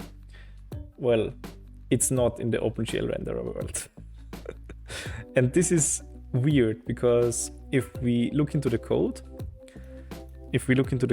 then you can actually see. I can't flag as a suspicious user though. I can flag you as a suspicious user, I'm pretty sure. Oh, OpenGL. If we look at geometry, no, it's no longer called geometry, it's called polygram. If we look at the square, then we see square inherits from rectangle, inherits from polygon, inherits from polygram, inherits from vmobject, inherits from mobject. So technically, following the trail of the code, we see that this should be a mobject. But someone, yours truly, came up with a great thing. Namely this meta class construction. At some point, when we decided to include the OpenGL code in the community edition, but we're too scared of throwing out everything that's Cairo renderer business and changing to the OpenGL renderer, because that's actually really unstable, and you saw earlier that not everything works as intended. We came up with a solution to combat the immense amount of code duplication that we had for a short time. I'm pretty sure there's still some code being duplicated, but for the most part, it should be okay now. Basically, we've had almost all mobject related files duplicated in the library because the implementations between the original mobject version and the OpenGL implementation, some details changed, and well, nothing was compatible anymore. But it was almost compatible. And so what we did then is we preserved the base classes of the new mobjects, meaning the mobject base class itself and the vectorized mobject, so vmobject, and we have OpenGL versions of those. Those can be found in OpenGL mobject. This is the mobject one, and the OpenGL vectorized mobject, this is the other one. So we have those here, and what we do is whenever the OpenGL renderer is whenever the config option for the OpenGL renderer is set, we go into the mobjects, and when this class here is initialized, it knows that it should check the setting of the config.renderer, and if config.renderer is OpenGL, then it changes its base class from vmobject to OpenGL vmobject, which we can actually also observe in the terminal somewhere here. So we will see that is instance square OpenGL mobject is true, because the inheritance chain simply is changed. So if we check for polygram, polygram is not defined, a polygram, I need to make an object, right?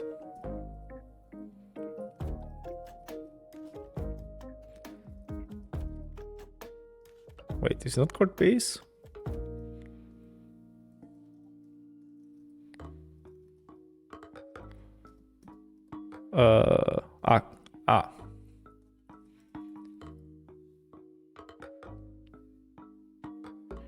Wait, what?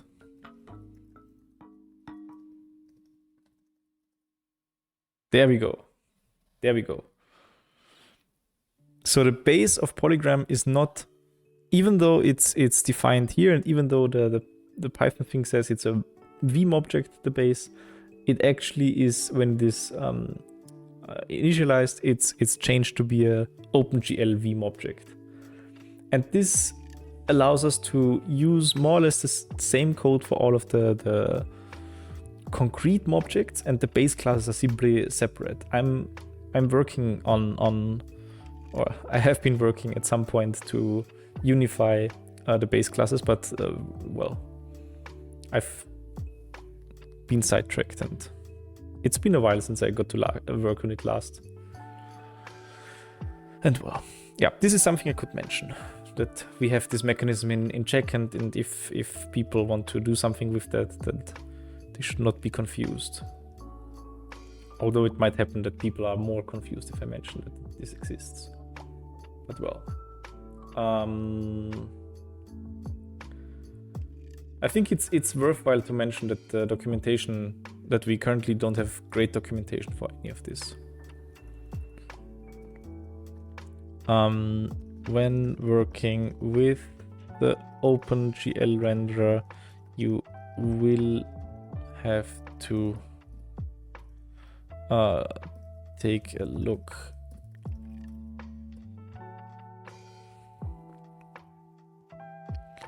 You have to take a look at the actual code. Not a lot.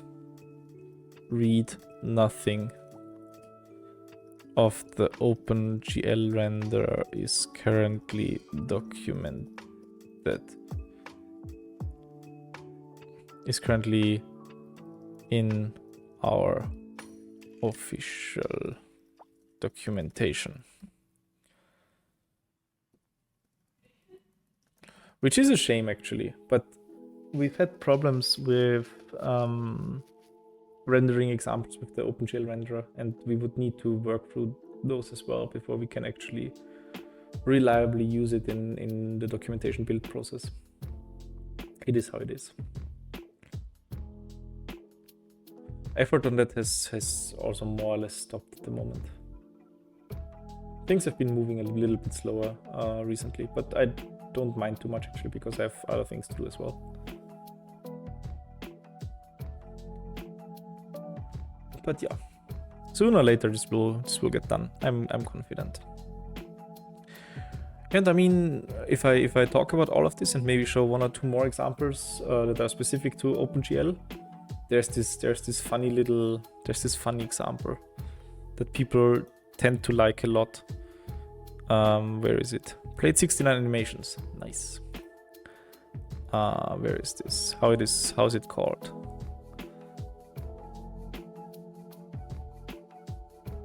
Simple inline. No. Inline shader example. No. We have so many shader examples. Maybe talk about that as well. What does that do? Inline shader example.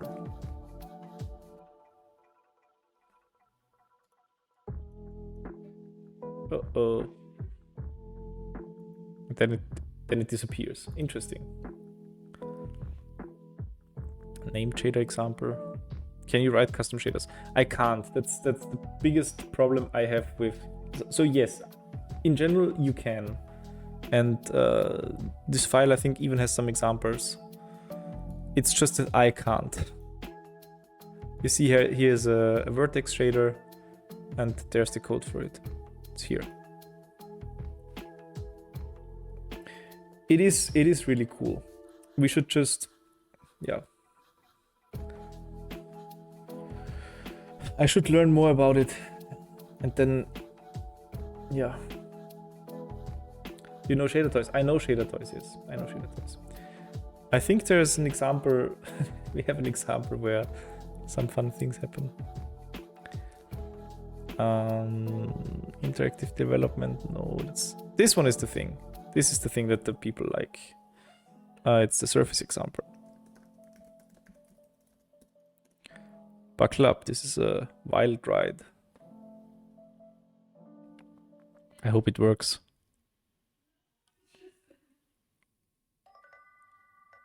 Maybe it doesn't. Is it broken?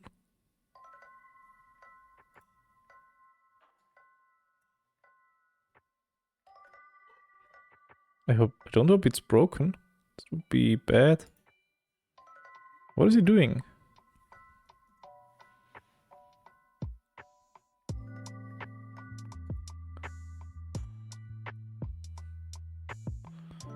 Yeah, this is a pretty wild ride actually.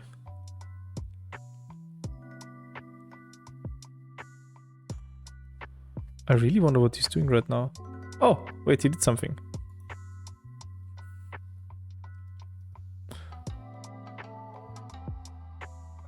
Why did this take so long?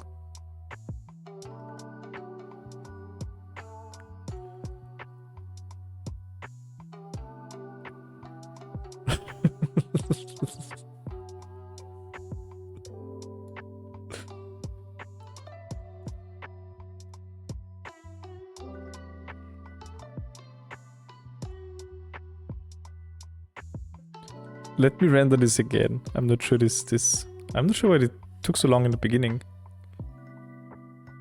actually wanted to check what sort of code it. Yeah, but it shouldn't take so long. It's actually the OpenGL renderer should be able to do these things sort of fast.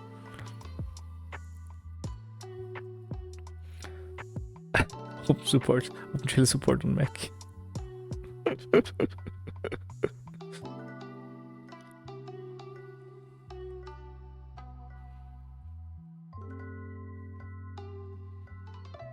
Okay, I'm not sure why it's taking so long, but it's worth it.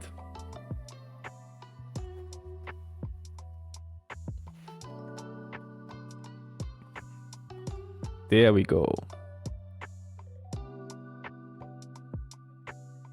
There we go.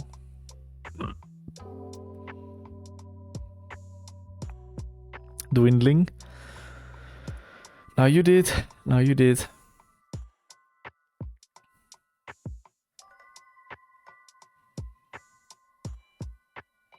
For some reason, people love this example. I mean, I like it as well, actually. It's pretty neat.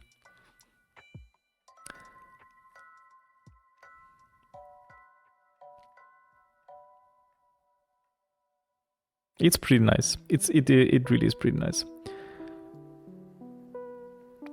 Also crossfades to the night map. Yeah, it does. It actually can do lighting and everything. It's Manim has capacity for it. It can do all of these things, but they are really not well documented at all. There's this one example that shows how to do it, but nothing else.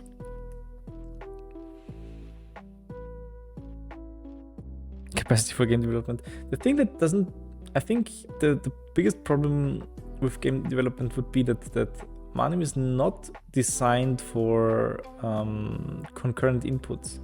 So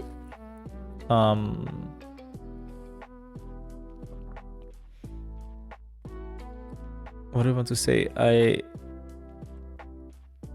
In a game, you would like to react to something in most cases. I mean, we could something like tic-tac-toe or something like that would probably be more or less easy. You choose your fields, you place your things, and it plays the animations, and you don't need to react to anything in between.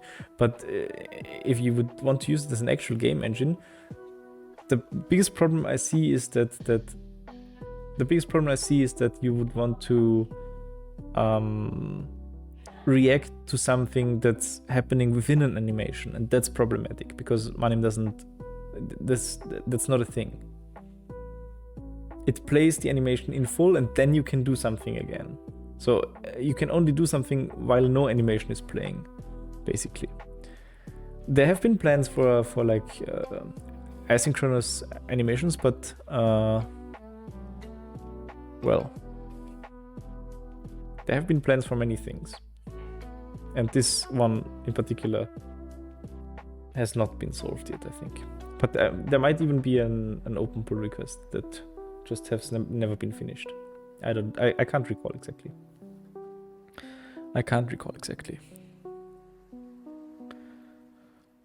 Yeah. So as of right now, I feel like maybe the next thing that we'll publish is a short video on the current state of the OpenGL renderer.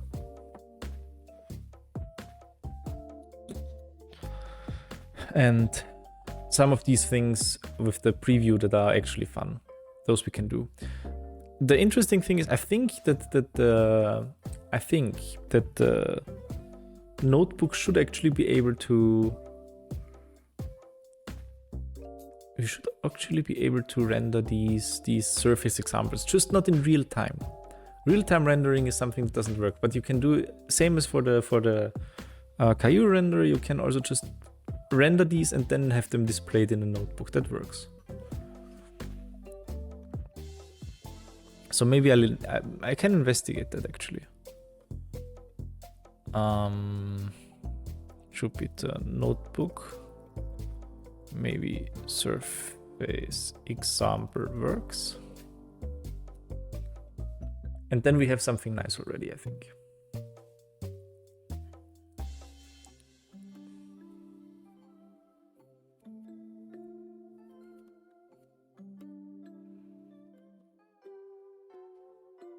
Text adventure? Yeah, text adventure would also work. That would be a thing. Text adventure made by Manim.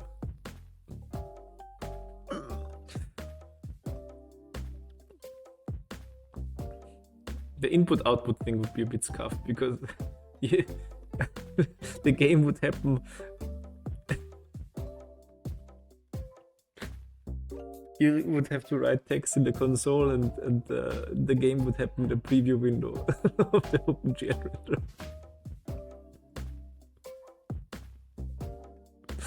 Slightly odd, but well. It's an art project at that point, basically.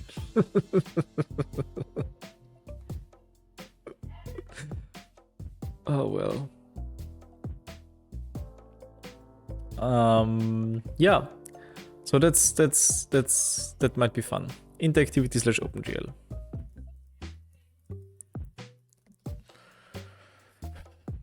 I don't want to talk about 3D scene actually. Plotting might still be nice, so that might be a future episode. I do want to talk about that at some point. And latex stuff, I also kind of want to do something about formula manipulation. But the problem with that is that we should change the implementation of object first, of the LaTeX interface basically. There has been a substantial improvement upstream in Grant's version, and we should adapt that for the community edition first before I produce something new. Because the new implementation is actually much cleaner, and I like it much more. The current one is basically a mess, like many things.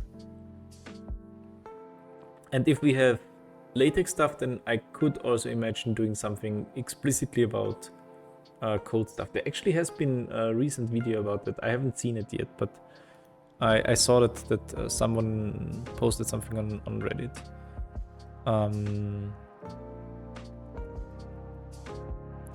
Particular animation of code. It might be interesting to talk about that a little bit when we talk about LaTeX. Yeah, I mean, that's not bad. So we have some ideas for the next episode. I feel like that's the main thing I wanted to do today.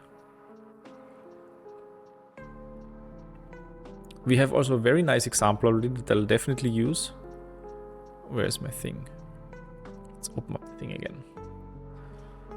Definitely very nice example with an interactive scene where we can simply change, trigger animations and change the scene to some state that depends on the location of the mouse cursor, of the pointer, which is, I think, is pretty cool actually, and almost deserves to be handled in an episode in its own right. But yeah. And then that might be the next one. So that might be that's, I think at this point this is very likely to be the next episode. Me talking a little bit about OpenGL. Not an in-depth OpenGL episode because I don't know enough about the renderer myself yet. But yo, I forgot. There's one other thing that I want to do, namely as soon as we have the deep dive tutorial is finished, produce corresponding tutorial episode. Why is the circle shrinking in between? The circle is always following the dot. So it's, if the dot moves in a straight line to the pointer, and yeah.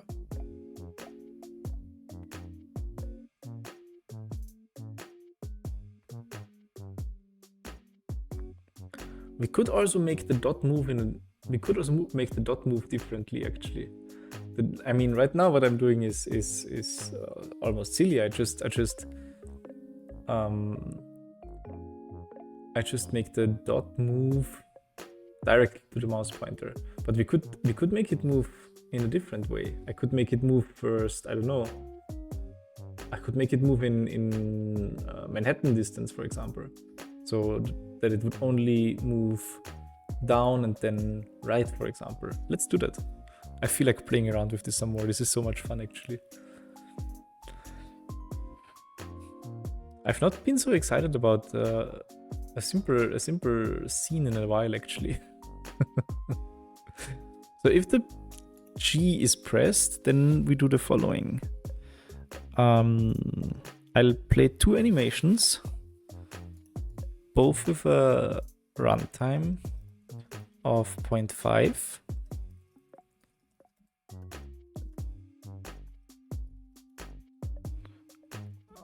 And we have to shift them. We shift twice, namely we shift first only up. And how do I do that? I need to get the difference in x coordinates. So get x minus self dot get x, and this multiplied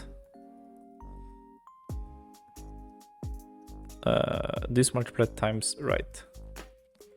Maybe this is the right direction. We'll find out in a moment.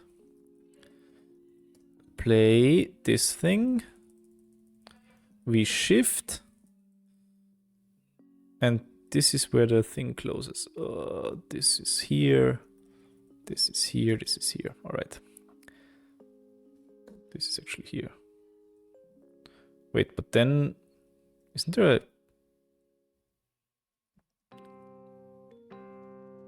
Oh, wait, what? No, Copilot. I don't want that right now. Why am I confused right now?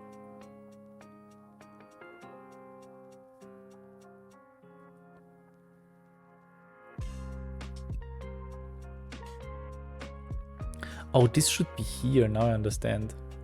Now I understand my confusion. Ah, okay. Okay, this is the first play car, and then we take a second one. And we move the same thing, but across Y times up. Okay, I'm ready. Ah, it's actually refreshed. Does it work?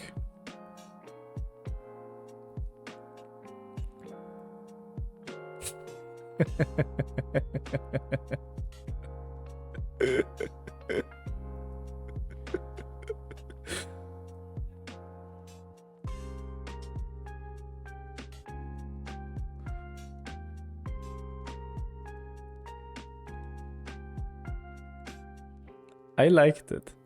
That's funny.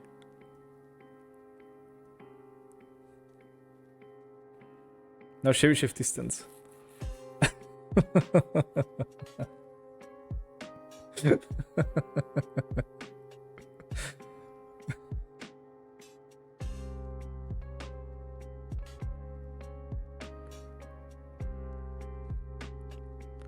I mean, this is pretty fun actually to play around with.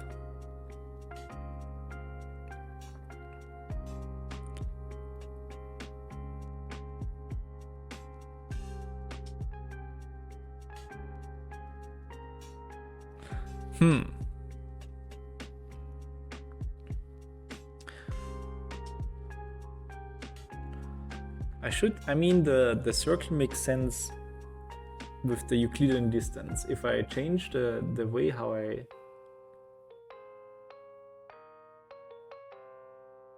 move things, I think you can go diagonal for single tiles as well there, right? Yeah, definitely. definitely. I just need to think about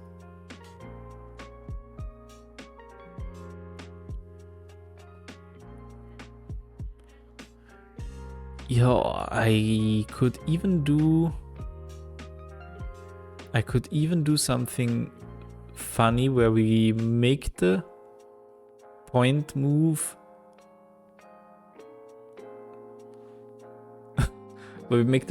to the closest integer point randomly, or we could do general random movement. That would also be funny, I think. So we give the point some target and then make it move in some sort of semi-random fashion, like in chess. Yeah, I know what you mean. That would be interesting, I feel like. But this, for now, is actually pretty good.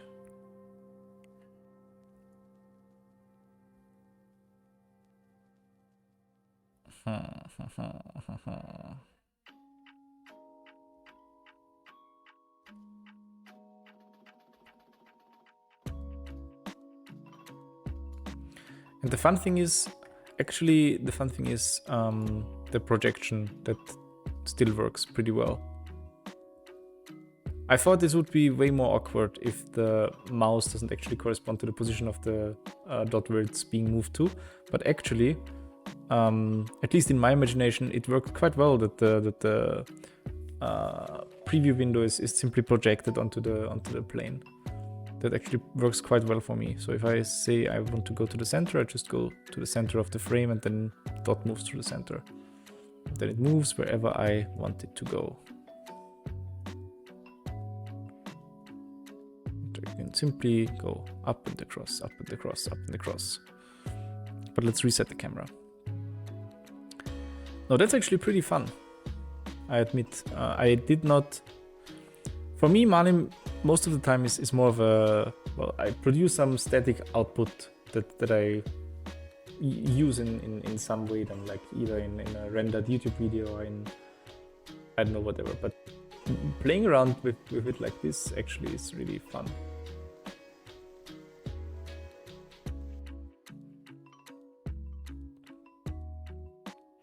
Because you can do so many things with that. We could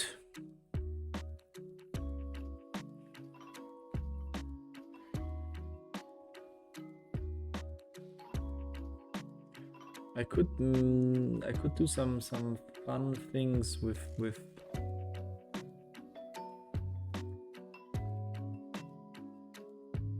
random movements. And I mean, we could also change the circle to something else. A lot of these classical conic sections and stuff, they all have special points in them where you can define something and something that makes the construction sort of obvious. Also, something that would be fun would be some sort of epicycloids or something like that, where you have some smaller circle rolling inside of a larger circle. And you could, for example, we could start with a large circle, and then I move the mouse somewhere, and then wherever the mouse is, the point for the smaller circle is, and then the animation could actually just start rolling the circle. I think that wouldn't even be too hard. Just setting the point and then initializing the circle from there. We could try that.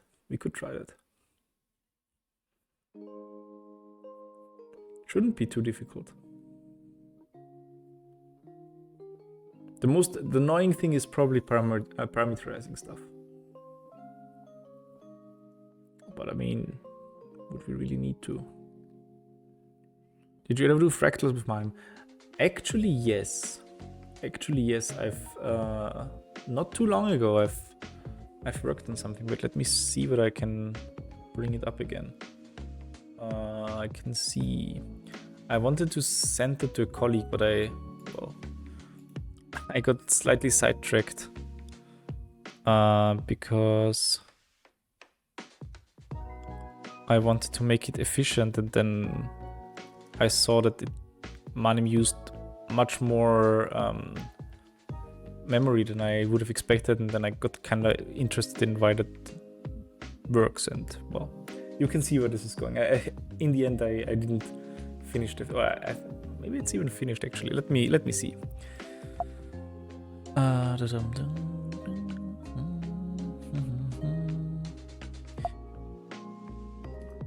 Let me see. It should be here somewhere actually.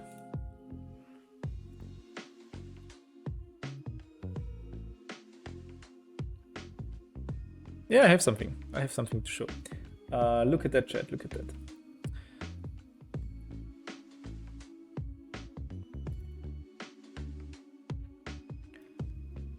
So this, you've certainly seen this before. It's not even a particularly great animation, because so many things are overlapping all the time that you can't really see anything.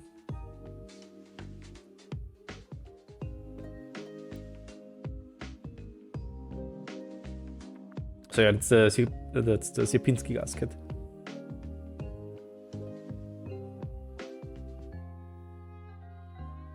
I was actually here for it now that I see it.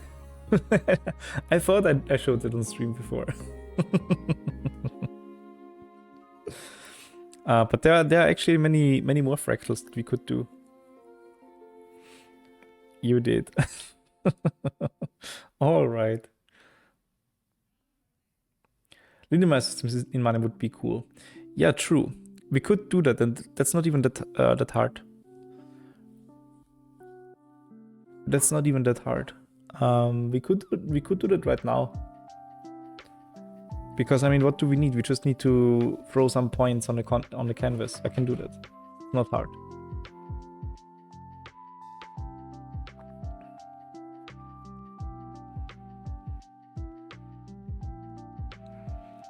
I also wanted to make a Koch snowflake. I found these also to be pretty fun. I was kind of sad that Manim. So actually, the amount of memory that Manim used to produce this video was immense, and I'm not sure where all the memory is actually used. Or is Dragon Curve? Yeah, Dragon Curve is also pretty sick. Dragon Curve would also be pretty sick.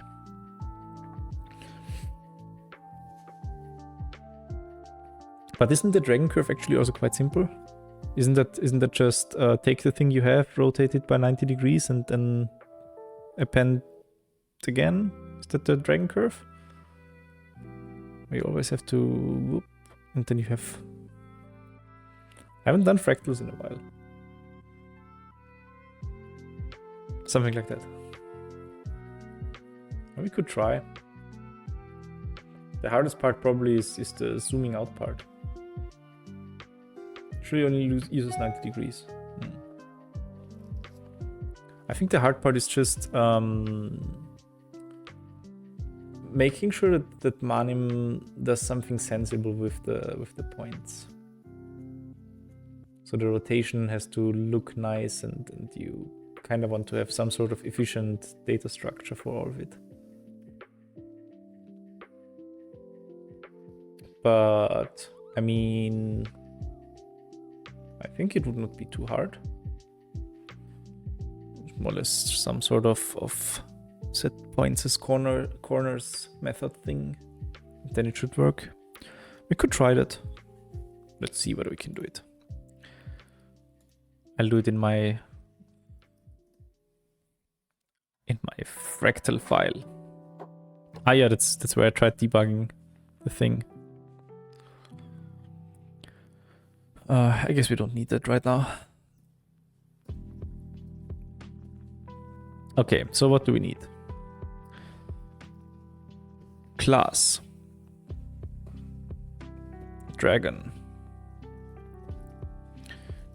Construct. So what do we need? We start with a simple horizontal line, and then I think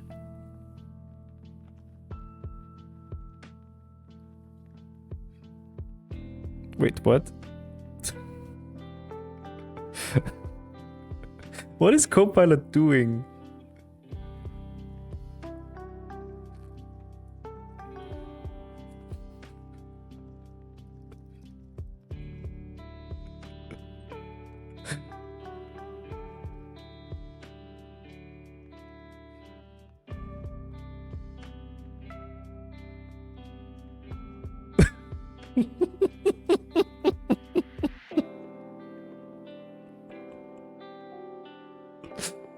I mean, that's nice, but it's not a dragon.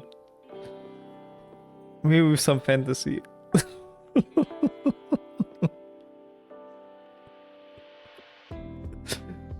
I like Copilot. It's so helpful.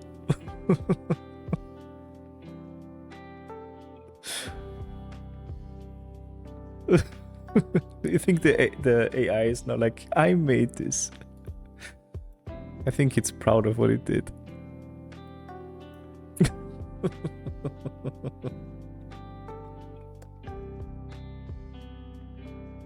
No, it's trying again. Stop, Copilot. Stop.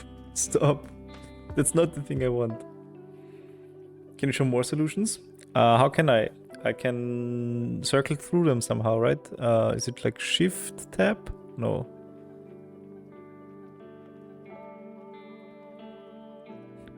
Wait, what is it saying? Wait for the dragon to grow?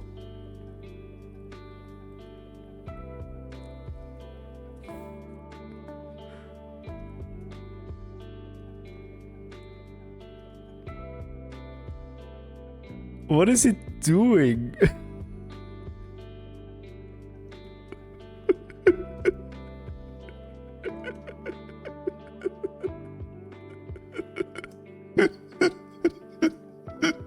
I think we're stuck in a loop at this point.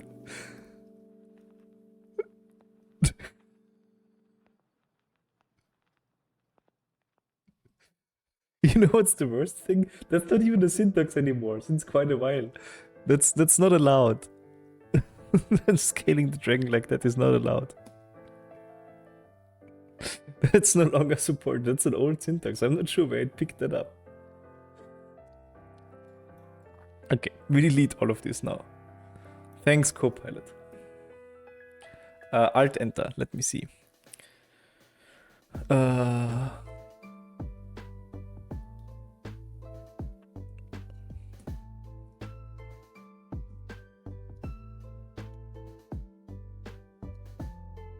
No, I'm not sure. Doesn't work for me. Ah, but Copilot was doing something. Does Mac have Alt? No, but I have Option, which I just pressed. And now Copilot is thinking. You can't see that because I'm sitting directly in front of the icon, but it's thinking. Anyhow, oh, it's done thinking.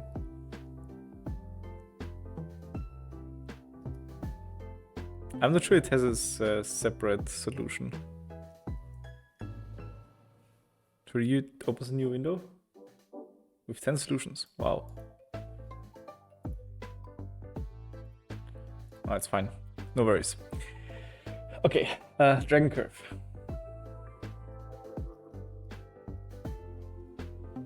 Equals. In the beginning, it should just be a line, and I will set the points of this line myself. So it should be a Vim object.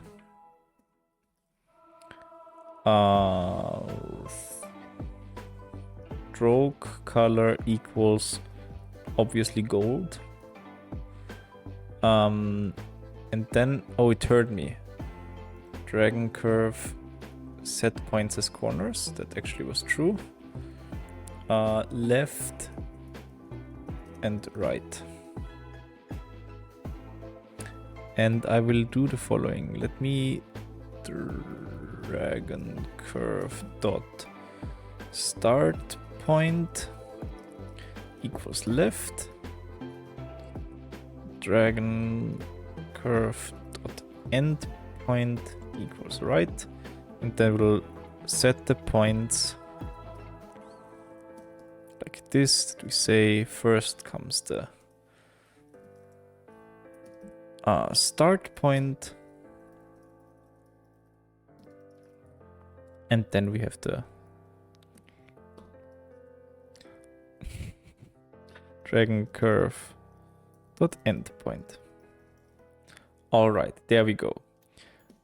And we add the dragon curve. Let's see what that does. Set points as corners takes 2 positional arguments, but 3 were given. What? Points is a sequence. Okay. That's something that's very confusing in Manim, actually.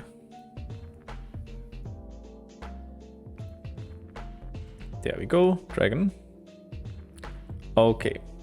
And now what we want to do is we take the dragon curve, we rotate it by 90 degrees about the end point of the curve, and then we extend the curve. So, meaning we sell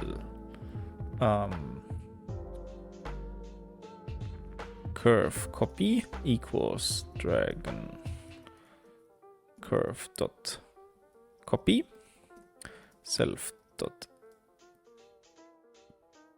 add curve copy self dot play curve copy animate dot rotate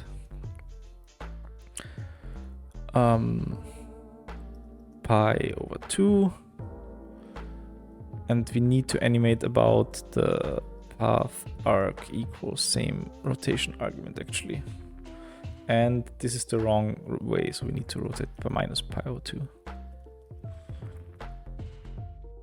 About point equals dragon curve dot endpoint. Let's see how this looks.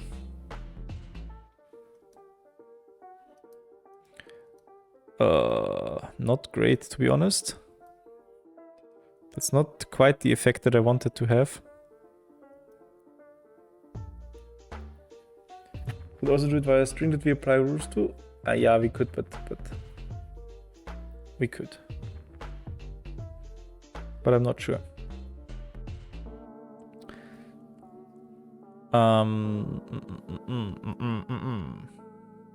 I just want to try whether we can nail like 1 or 2 iterations, and then we automate or we put it into a loop.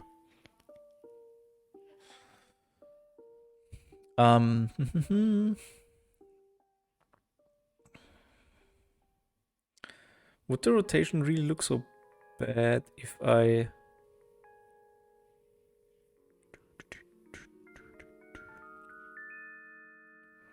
Why does the rotation actually look so bad? I mean, it doesn't matter. I don't have to use the animate syntax. It's easy.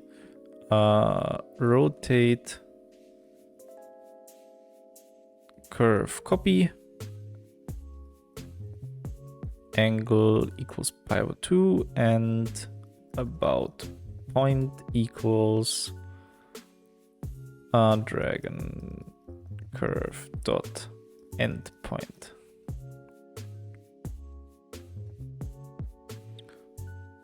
Let's try again. Didn't close the window, have to render again. And now I rotate about pi over 2, and I need to rotate about minus pi over 2. Okay, show me. Yep, okay, that's what I want.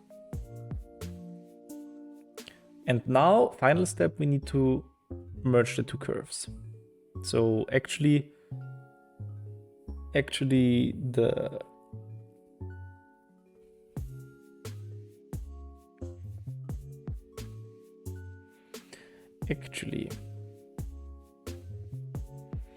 what happens if I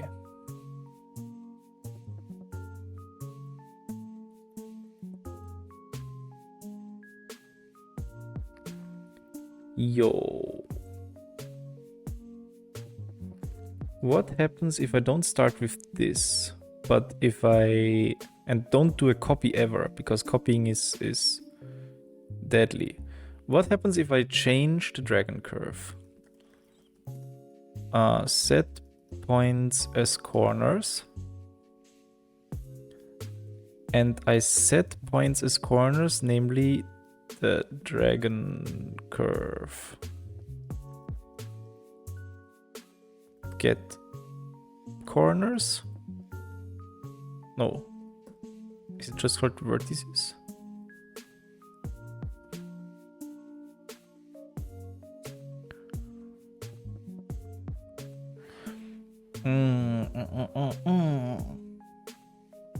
Oh, but then I would need to be more careful with animating the thing. But I could do that. That would not be a big problem, probably.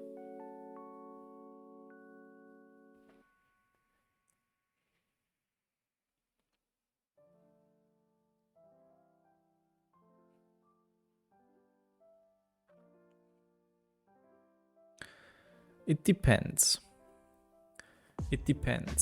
I feel like this is something that on the Manim level would probably work the best. Instead of like trying to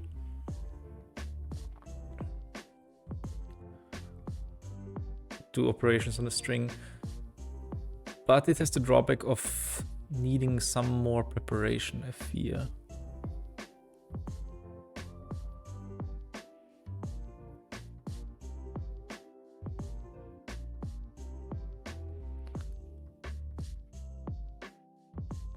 So I just need to, I have all the points actually. I just need to move them correctly.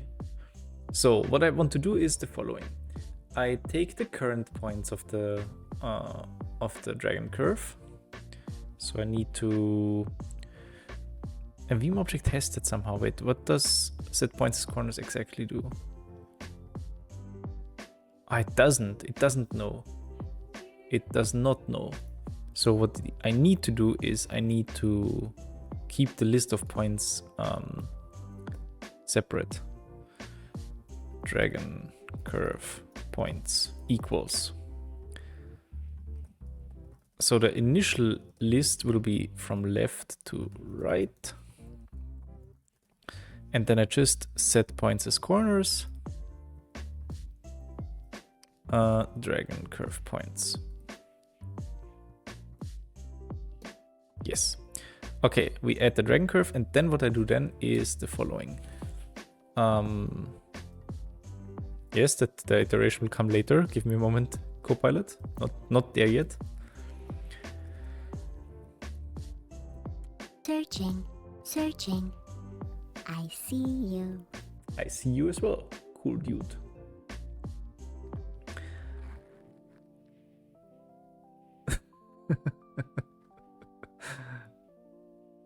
Sometimes I feel like my chill point rewards are too silly. Copilot now also speaks. Fortunately, not yet. I do the following. I need a list of new points. So we have dragon curve points. New points equals dragon curve points plus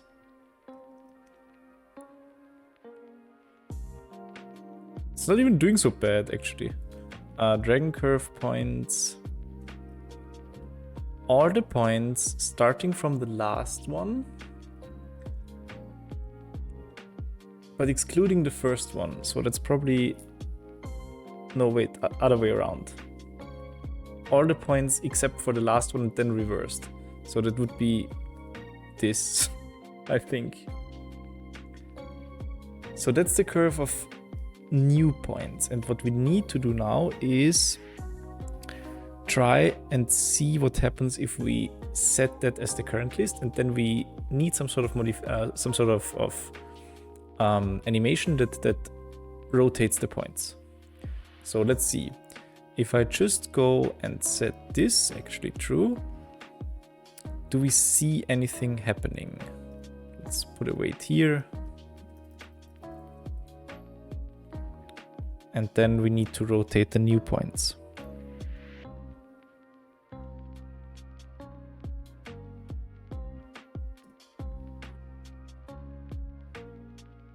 No, we don't see anything, and that's good. So what we need to animate now is a change of the old points into the new position. And I wonder how we can do that efficiently. But it shouldn't be too difficult actually. We have the about point. It's also always the point that will be exactly in the middle of the new points array. It smells like a custom animation. Because I don't think we have something that does that automatically.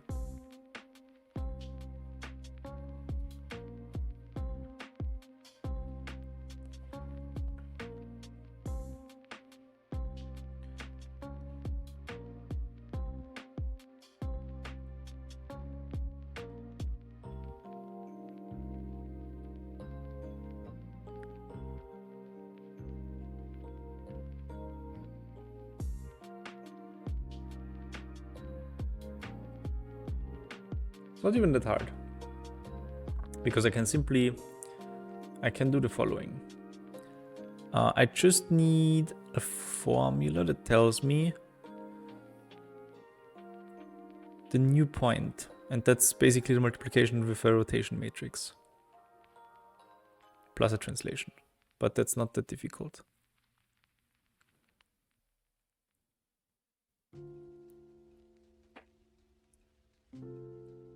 Because we have the about point.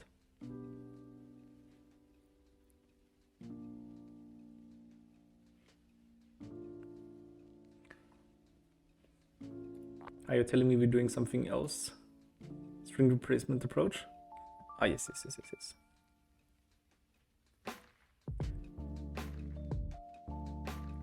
We could do that, and if I did that, then I would be able to draw a big dragon curve immediately, but I could not animate it in the way I would like it to. So I would like to have it more or less unfold out of itself.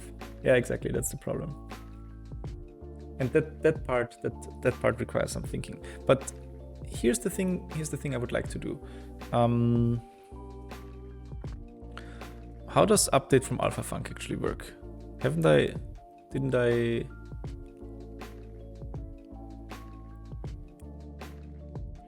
update function? Yes.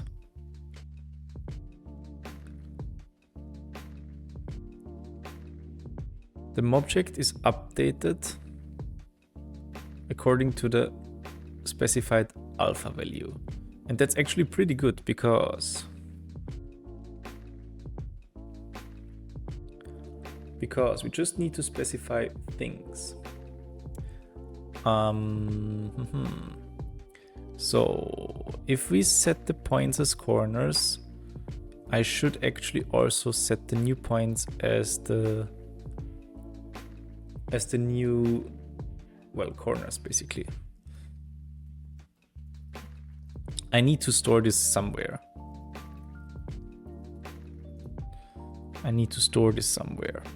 So dragon curve points, set points as corners, dragon curve corners, dragon curve points. Right. So now I have access to these somehow. And what I want to do now is whenever I update, I play a custom animation, and this custom animation has to do the following. It takes the dragon curve, rotate half curve, object alpha.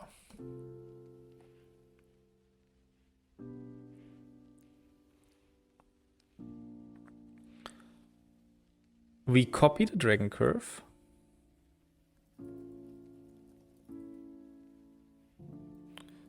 So mob copy equals object.copy, and then we return the object copy at some point. For the beginning, I would like to see whether moving only the last point. So I have my mob copy corners -1, that's the last point. if I can rotate that about the like second last point. Last point. Then we need an about point. Mob copy corners -2. This will not do the correct thing yet, but I'm just curious whether we can well do that. And now we need to rotate. And the question is whether I should put some effort into this. I mean, the rotation is actually not that. How does Manim do it? Object. Rotate. Def. It gets the rotation matrix and then it actually just applies the NP dot of the thing. We can do that. Rotation matrix angle axis, and the axis is out. And the rotation matrix we might have to import from somewhere.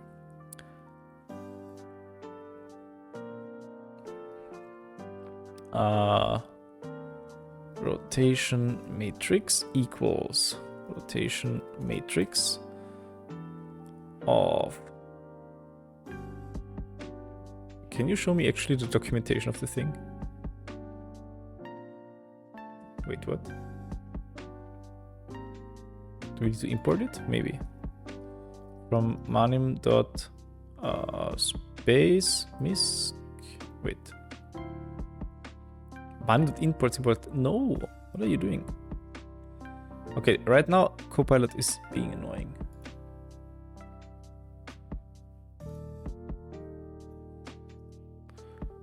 Manim dot object. No.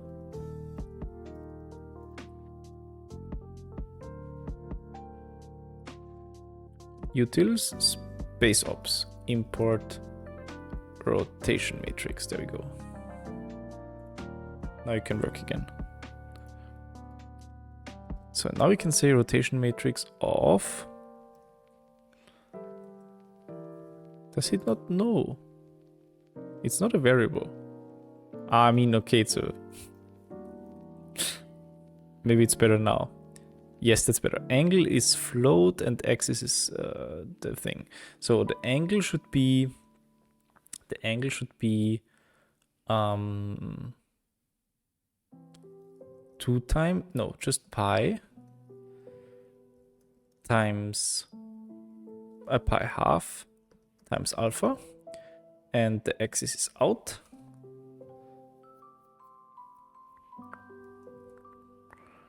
And then to get the new point, we need to get the last point.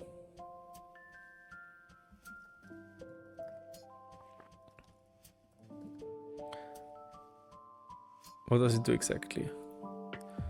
It just takes a dot product of the points and the transposed rotation matrix. Yeah, that makes sense. With the given about point, yeah. And the shift, the about point thing is just a shift. So what actually happens is the following. We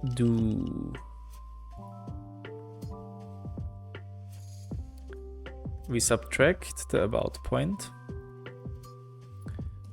New point equals last point minus about point. That's the recentered point. We apply the thing dot product of the point and the rotation matrix. The transposed one though. And then we add the about point back. And if we now set mob copy dot set points as corners, object corners plus new point. We should just define a. We should do that in a function that takes a list of points and then does the appropriate rotation. And then we can just, in the animation, we can simply do that stuff here. Then we can take this here. And modify. Mob copy corners. Mob copy corners.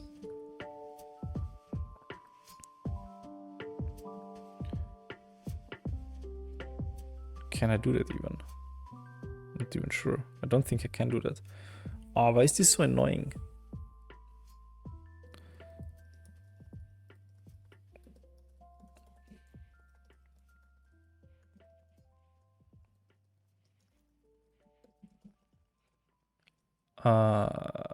New point.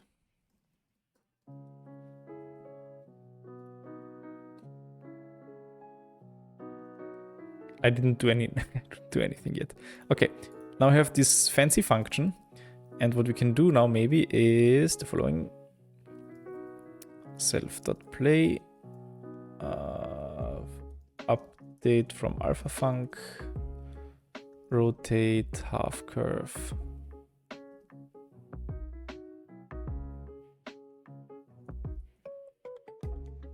Dragon curve. Let's see.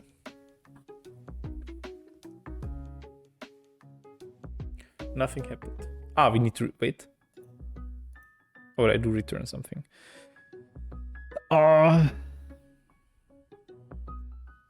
Does it? Yeah, I fear that's correct actually.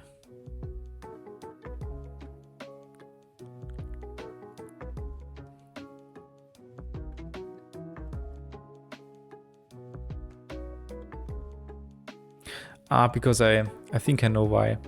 Because I return a modified copy, and what I should actually do is modify the object itself. But then I have another problem. Then I actually need to do that externally in order not to override the thing. Oh, that's annoying. Why is that? Def rotate half points. Points alpha. Same thing actually, but we don't do any of that.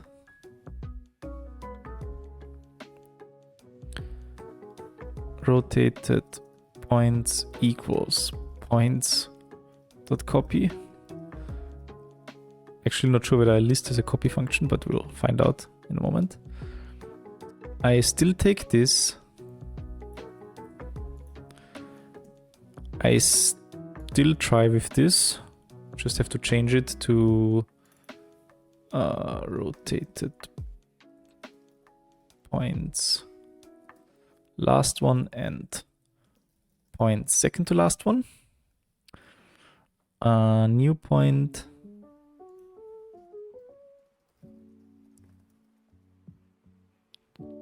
Equals thing.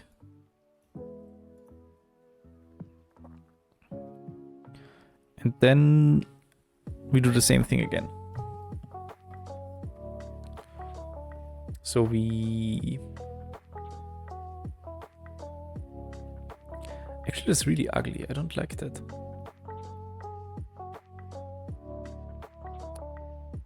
In practical settings, I would just generate the list separate, differently.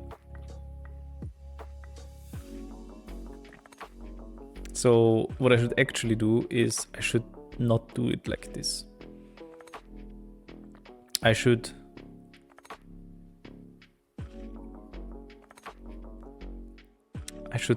do this properly, in the sense that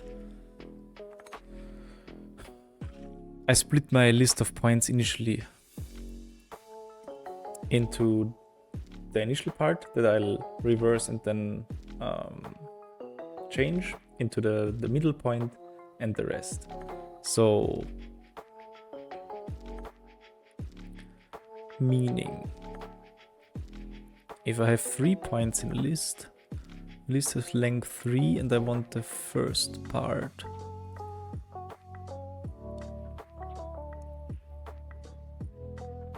So this means that the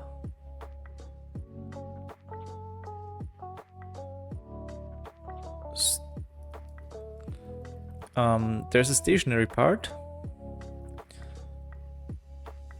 Let's call it static part, which is, that's impressive. That's actually true.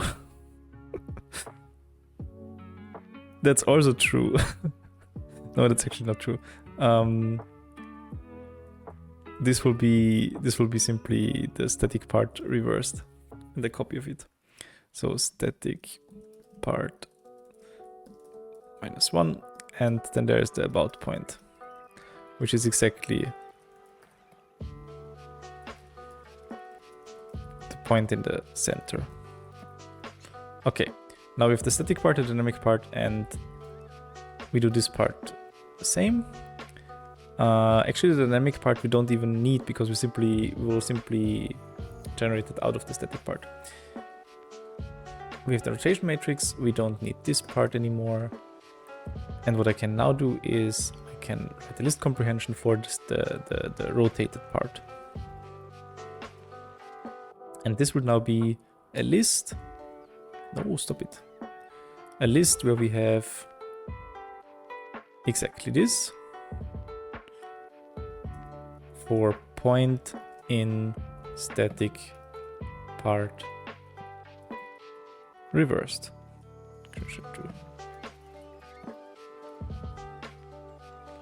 Right. And then I return static part plus about point plus rotated part. Okay, that's much better.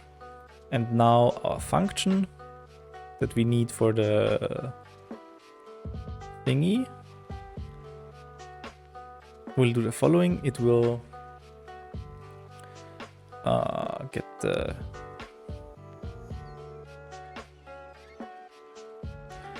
the object corners.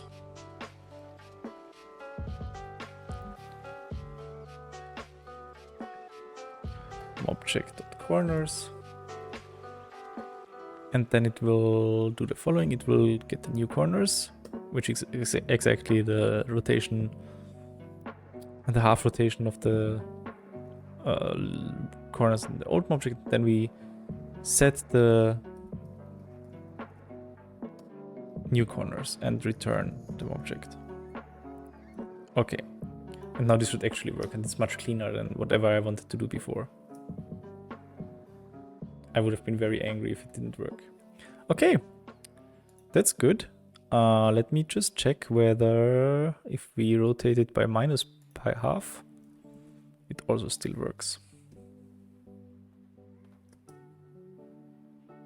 Sweet. So that actually doesn't look that bad. There's a slight glitch there in the thing. I wonder why that happens. Probably something weird with the curve. Anyhow, so with that clear, we can actually write the loop.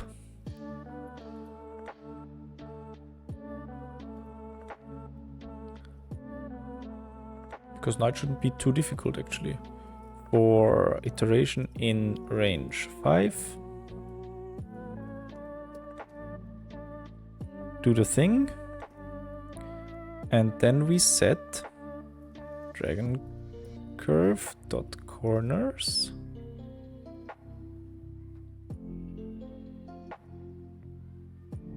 Did I call it corners? Yes. Equals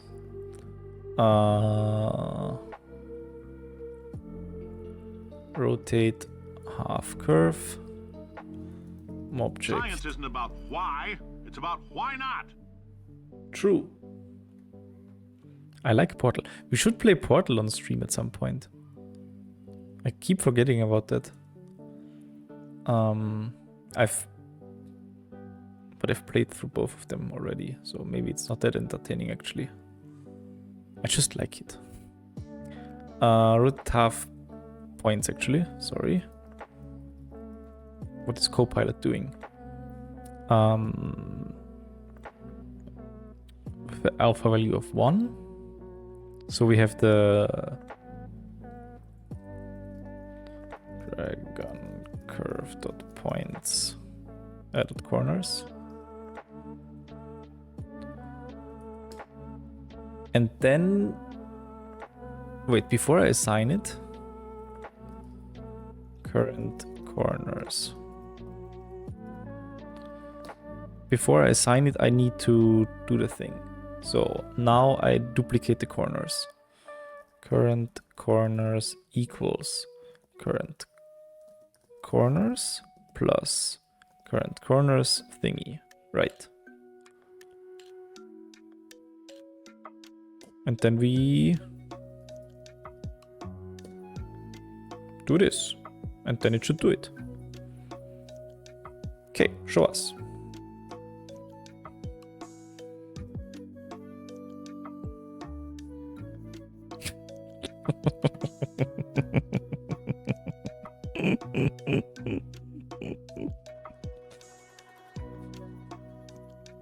I forgot.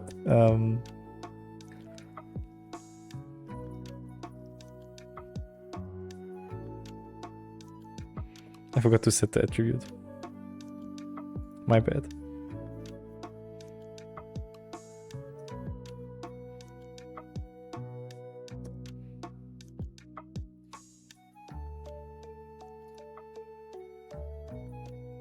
I think I know what happens.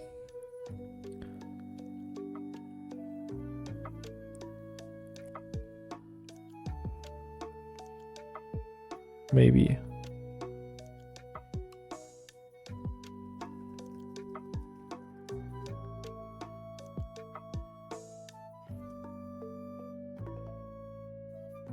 No. Wait, why is that happening? That I don't understand.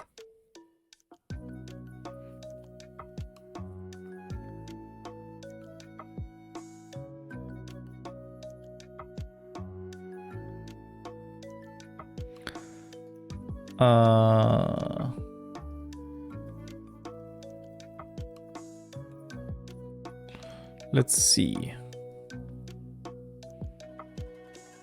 Okay, so this is always the same. Interesting. Which means...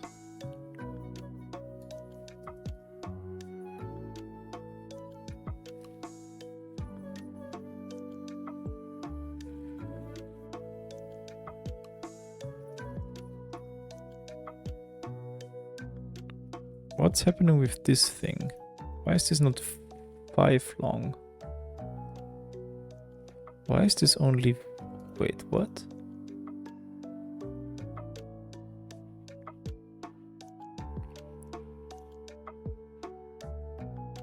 Is this not doing the right thing?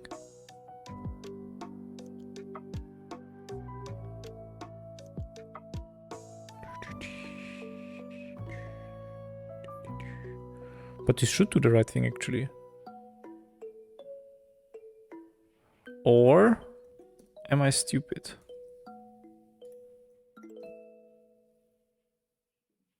Ah, yes.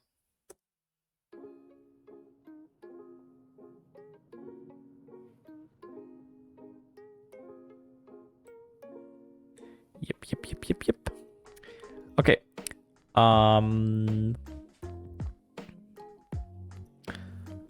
Remove the thing. Streamer has stopped being stupid. That's good. And now we make this a moving camera scene.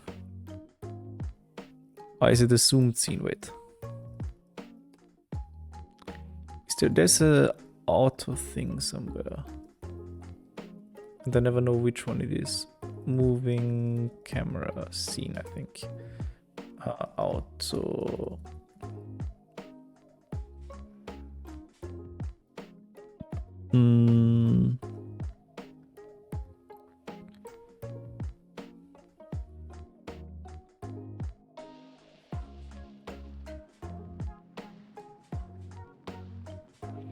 Streamer just too good. I mean, this took me way too long.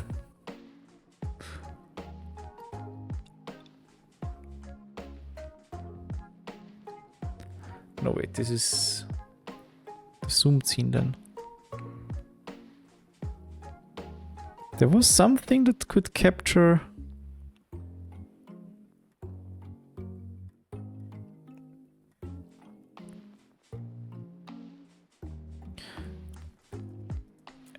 Am I being silly? I can remember approving something. I can remember approving a PR for something in here. Scene. Scene. Tree. Moving camera scene.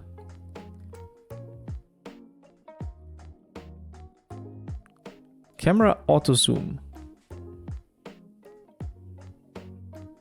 G.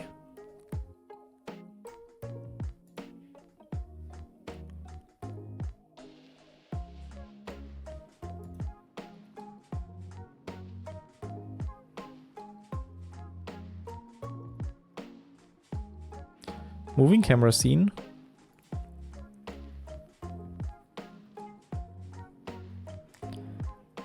Self dot play self dot camera dot auto zoom.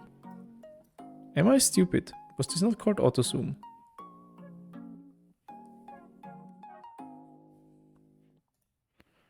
Self dot camera dot auto zoom. The object and then the margin. The object is the dragon curve and the margin can be one. I don't care really. Show me. Show me.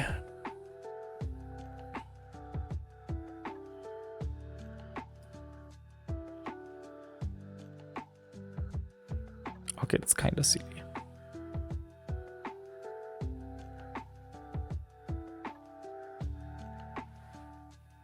And now we make it larger. 10 is maybe already too much, but I'm kind of excited now. Let's try.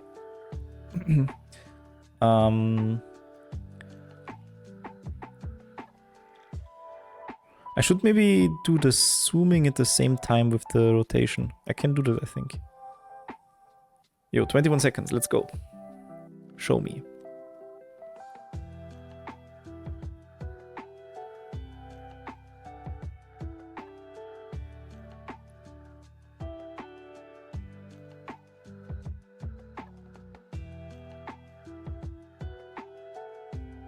Look at that.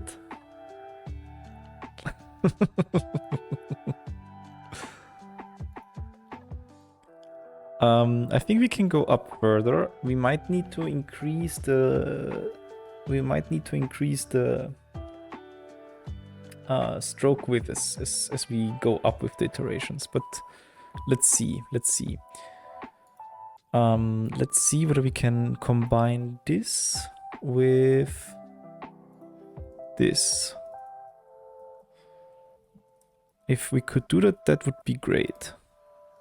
And if it would still look okay, that would be even better.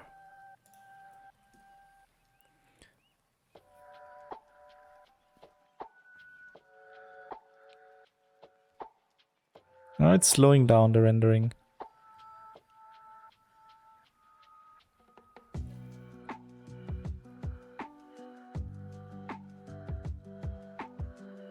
But my CPU is actually not high.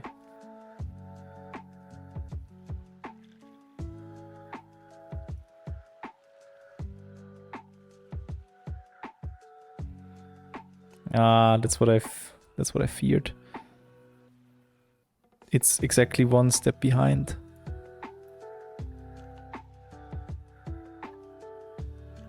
Yo, but it's pretty cool. Okay, so we need to increase as the camera zooms out, we need to increase the stroke width, and I need to find a way to update the camera to the larger,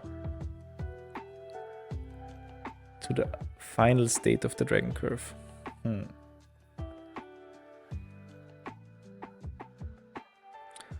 could also just increase the margin.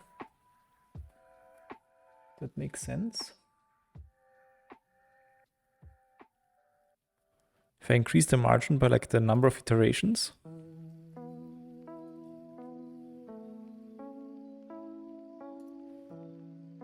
Or is it silly? It's maybe silly. Let me also try. Wait, but that certainly doesn't work.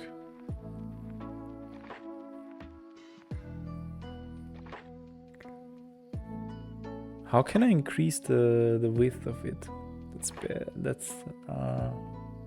That's a problem. How can I increase the stroke width at the same time? I mean, I could still do something here.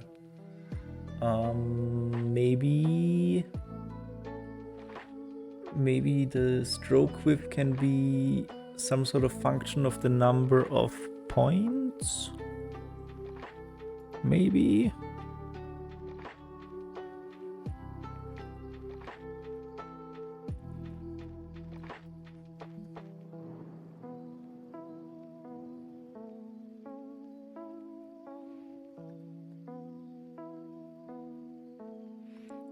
That's probably, oops. That's probably too much, but we can try.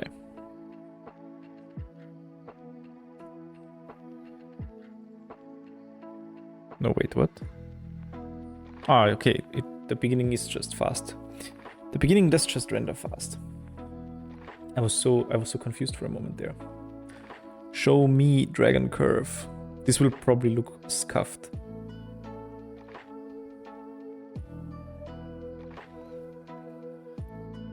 Because I just did, I just more or less did random things with the margin and the stroke width. So don't expect too much, chat. Don't expect too much. Oh yeah, it's taking forever. That's not great.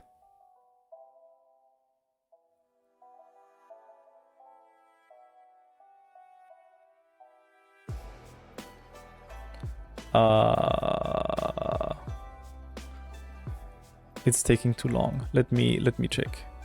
That's not good.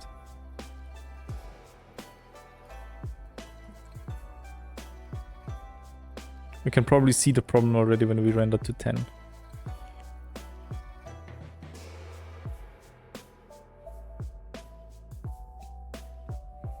Yeah, I can maybe see the problem.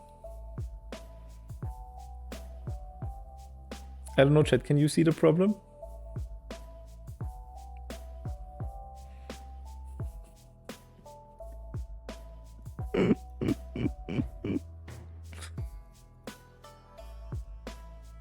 Looks normal to me. Well then.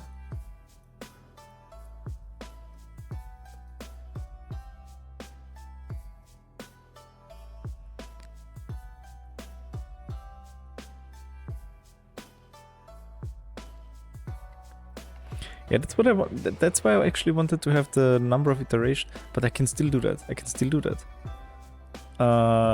It won't be maybe pretty, but we can still do it. Like here, if I say we set the dragon curve, set style. Yo, hey, Tasty Shrimp. Thanks for following. I appreciate it.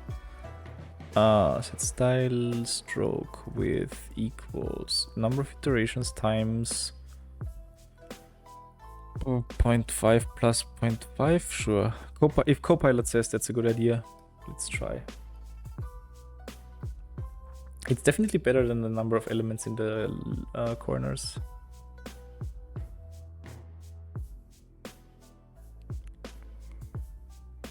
The beginning is a little bit scuffed, but after that, maybe?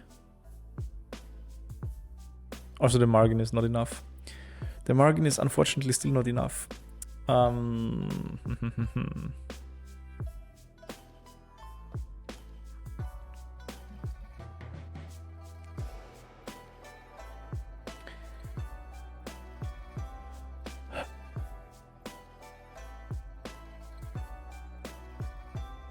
So this has to be less scuffed.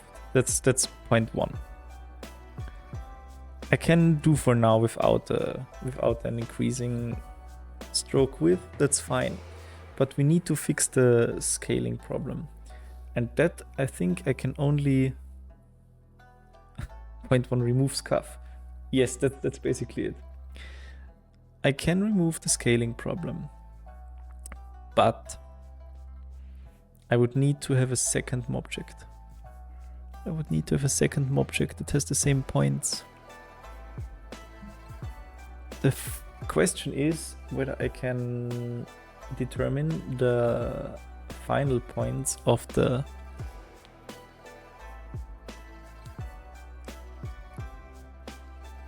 I mean, I do have that. I do have all of the points, and that's not expensive to determine. So these are the final corners basically. And in these will have my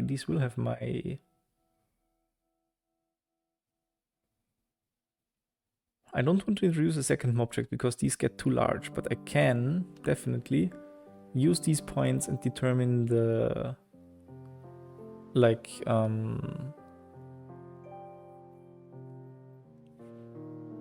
I can simply use an invisible object. Those shouldn't be rendered, and the determining of the bound should still be okay, I guess. Fine.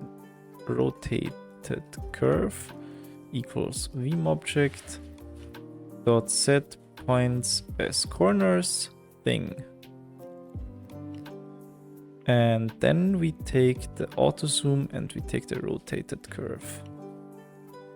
And now we don't need to do some weird stuff with the margin and the number of iterations anymore. And so we can simply use this. And we go. And it should still be fast. That's fast enough. Okay, let's see. Yeah. That's what I wanted to have. Okay, one problem solved. Back to the other problem. Let's try to increase this like to 50 now again.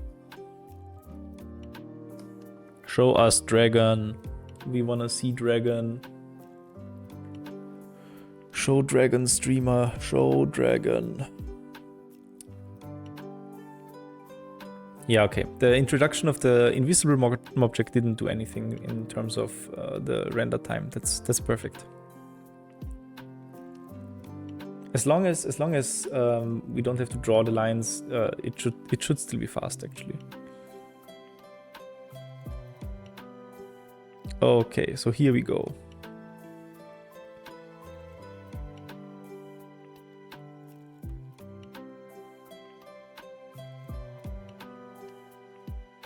You can only see it very bad at this point. But it's still there. You can see it, right, chat? You can see it. It's happening. So, what we need to do is we need to increase the stroke width somehow. The alternative would be instead of zooming out with the camera, we scale the object down and make it smaller. But I don't like that. And Manim is perfectly capable of zooming out the camera, so we do that. I'm fine with that. But that means we have to... The camera knows its zoom factor, doesn't it? It has to. What does auto zoom actually do? Camera. Where's this even defined? Moving camera? Auto zoom. There we go. What does it do? Scene critical, blah blah blah. Blah blah blah blah blah blah. New width, new height. Frame animate, set. Yeah, it just sets the frame width the width and the height of the height of the animation frame. So not exactly the thing I want.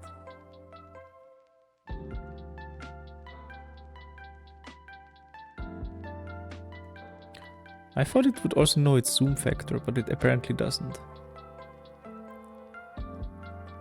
But it doesn't matter actually. I know the width of the frame, and I can keep, which means I can keep the zoom factor at some sort of fixed ratio, by making it a function of the width of the camera frame. That works. Let's do that. So we will shamelessly at this point here set dragon curve, set style, stroke width, self camera frame width, maybe, and that divided by, I don't know. Copilot says 20, let's go with 20. It's rendering.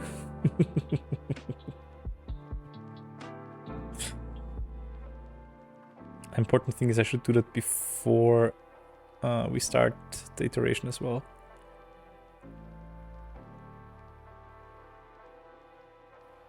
Show us.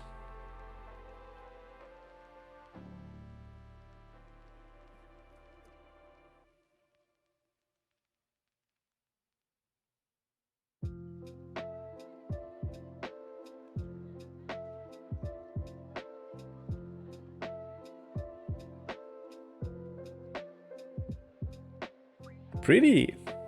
Works, kinda.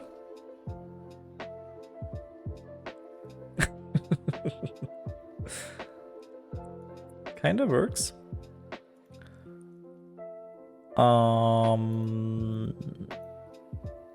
So instead of doing this here, let's maybe do it here. And then maybe it looks a bit better.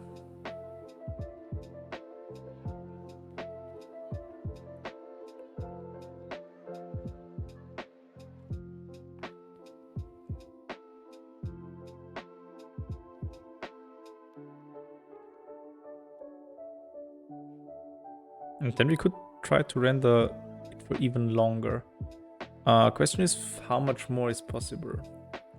Because it's already...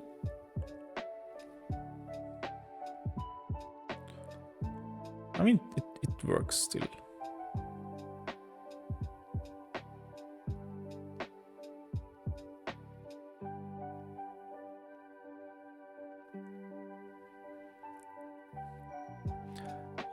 I think you can do like at least, say, three more. That would be 18 iterations.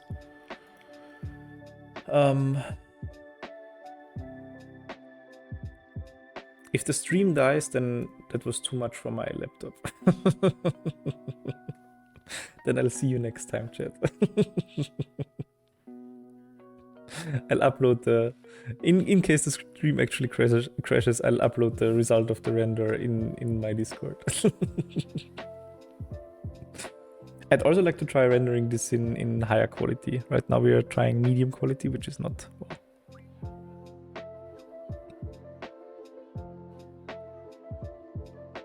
$16. It still works.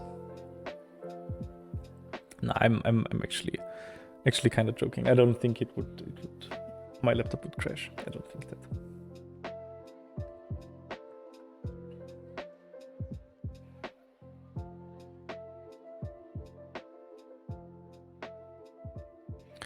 Number 17, we're down to 1 second per iteration.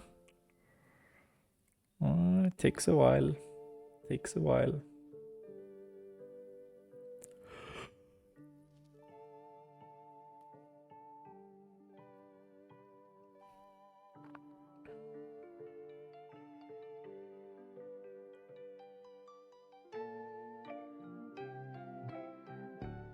Okay, there we go.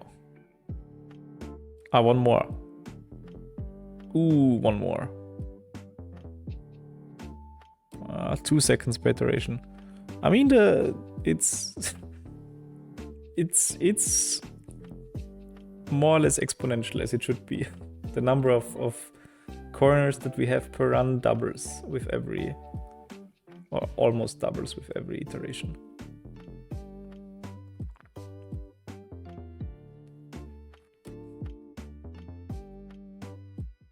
Exponential. Yeah, I mean, that's life. We're gonna sit here forever? No. It's done in soon. This is the last iteration that I wanted to render, I think. And I'm really curious. I think the last few should look really good, actually.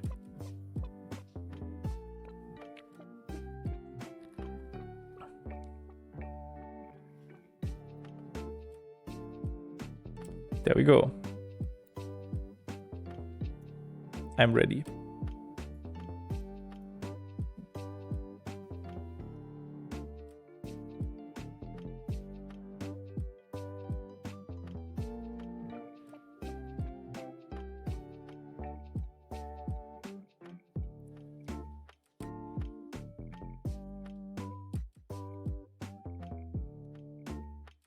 That's fun.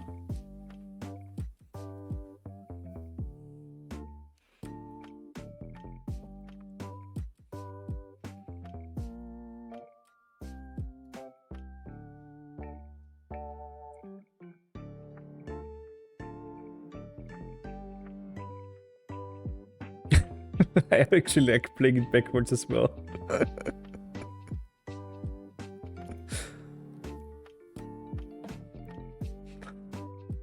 It's kind of unfortunate that I didn't fix the stroke width in the beginning. I should have done that. Take the thing and rotate, take the thing and rotate, take the thing and rotate, take the thing and rotate, and so on. And in the end, I should have probably added like at least a weight or something like that. So right now it looks a little bit scuffed because probably there's one frame that it should do longer. Should we try to render again? I think we should try to render at least once more. Self.weight. I really like that it looks like lighting up when duplicating. It actually does, and that's because I'm basically duplicating the points of the curve at some point. And while you don't see that in the initial version, as soon as the camera is zoomed really far out, that's some sort of peculiarity of the Coyote renderer, that it then starts to how should I say? Even though the opacity of the lines is 1, it will still look like it's actually not 1, and you have multiple curves layered on top of each other. It's like a weird effect somehow. But yeah. Let me try and see what happens if we render this in higher quality. It might take a little bit longer. Maybe it's not feasible to do it, but we can see. Because it should look really, really satisfying if it's rendered in high quality, actually. And it's doing well so far. So the first 10 are still kind of fast. But there are 6 more to go. 5. 4. Oh, the last 1 or 2 will be really, really slow.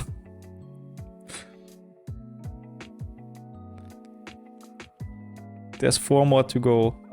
We are at 3 iterations per second.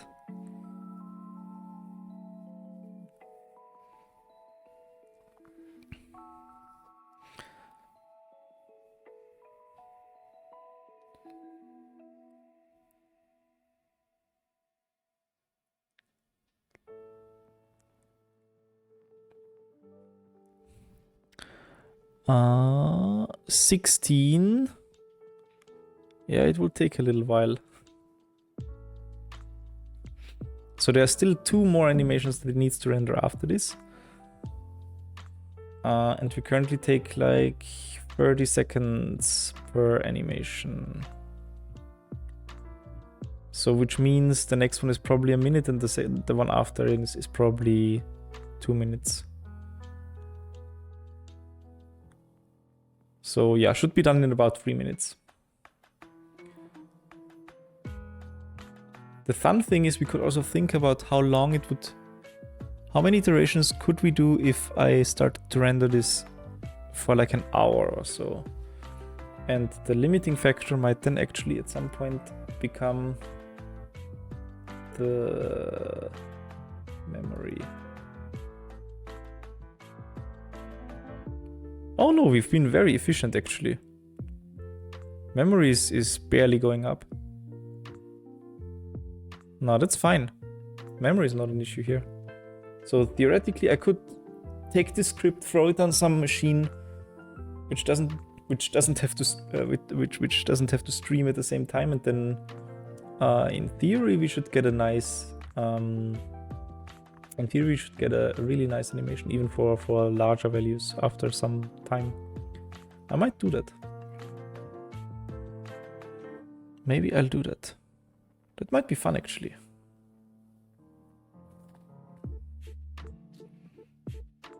Yeah, I'm so excited for the final result. But yeah, it's taking about 2 seconds per frame. We have still like 55 frames ahead of us, so it's about 2 minutes that it will take. This is also the point where we can start playing GeoGuessr until the animation is finished. No, but actually, this is probably the last thing I want to do, and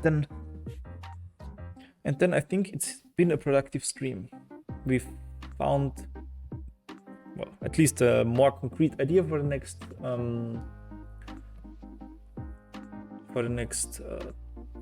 YouTube video that I want to produce, and we did this, which is also pretty fun, I think.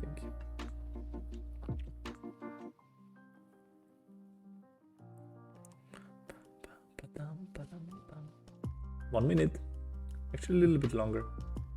It's kind of ramping. Really cool stream indeed. Thank you.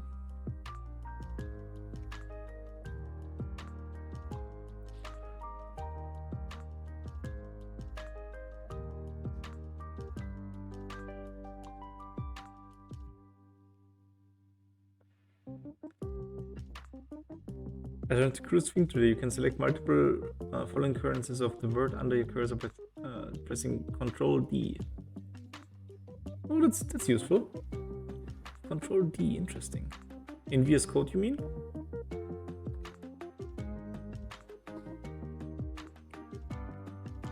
Oh. I'm usually reluctant to press Ctrl D. Maybe try it myself. Let's wait until the rendering is finished, and then I don't want to interfere in any way. 9 frames left. 8 frames left. 7. 6. 5. 4. 3. 2. 1.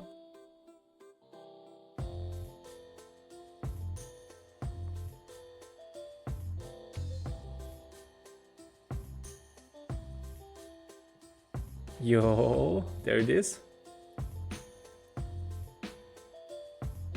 Let's go. Ooh, it's so smooth. I like it.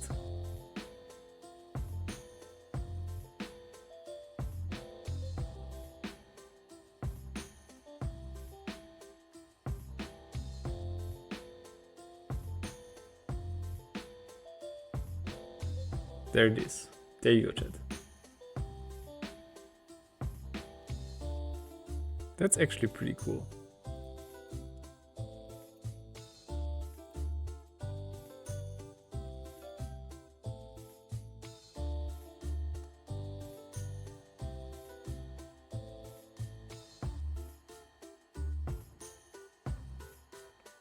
Would you mind uploading this code as a gist or something? No, I can definitely do this.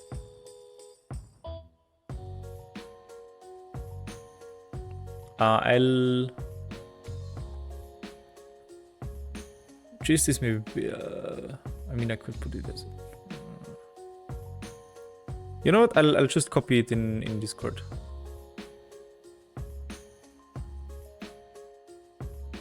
I'll just put it in my Discord. The Manim channel doesn't have a lot of stuff going on anyways.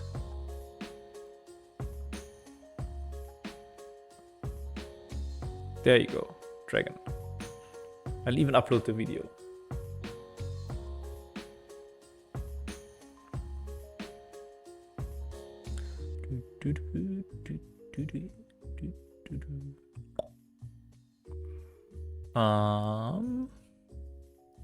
Open media video frac 1080p 60 dragon. Yo, can I even upload this?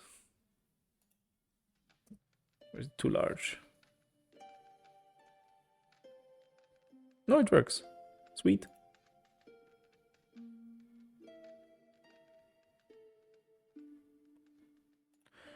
Okay, let's watch it again.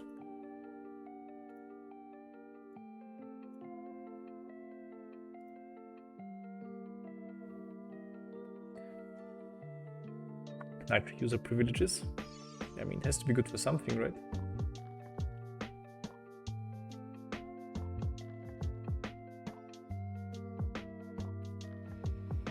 I like how it overlaps a little. You can see the intersection. It's pretty fun. Telegram allows arbitrary file sizes. Ah, yeah.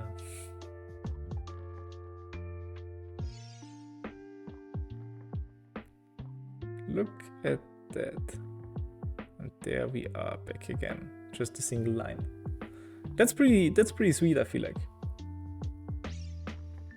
Telegram's basically unlimited cloud storage. I've heard that they don't like when people try that too much. Did you spam in the chat enough that the stream elements bot started to post the Discord link? That's fun. No, I like an active chat. Don't worry. It's actually fun.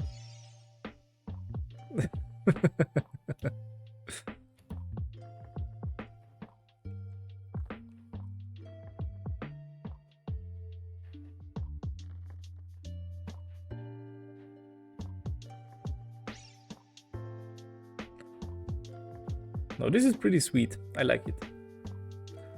I like this a lot, actually. Okay.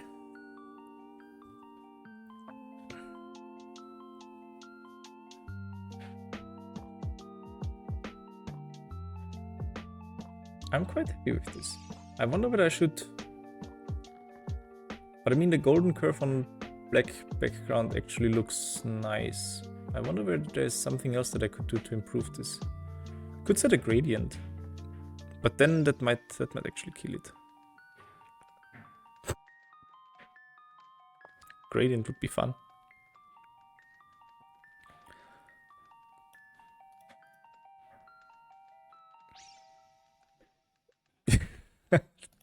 Fast forward is also fun.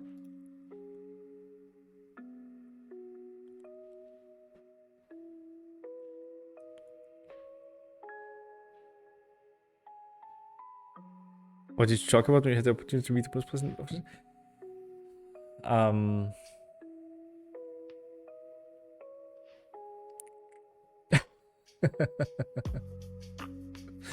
Oh, you saw the image.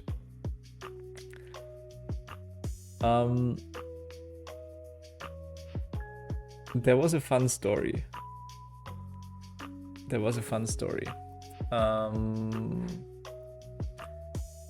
So let me. No, it's not confidential. Let me show you.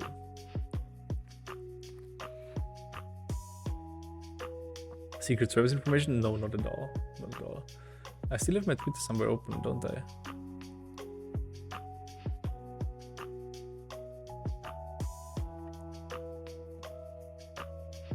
Just make sure that I don't spoil anything too much. Right.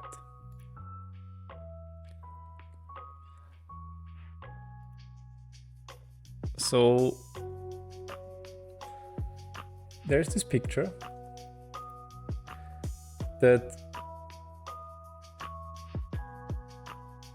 was taken in a really fun moment, actually.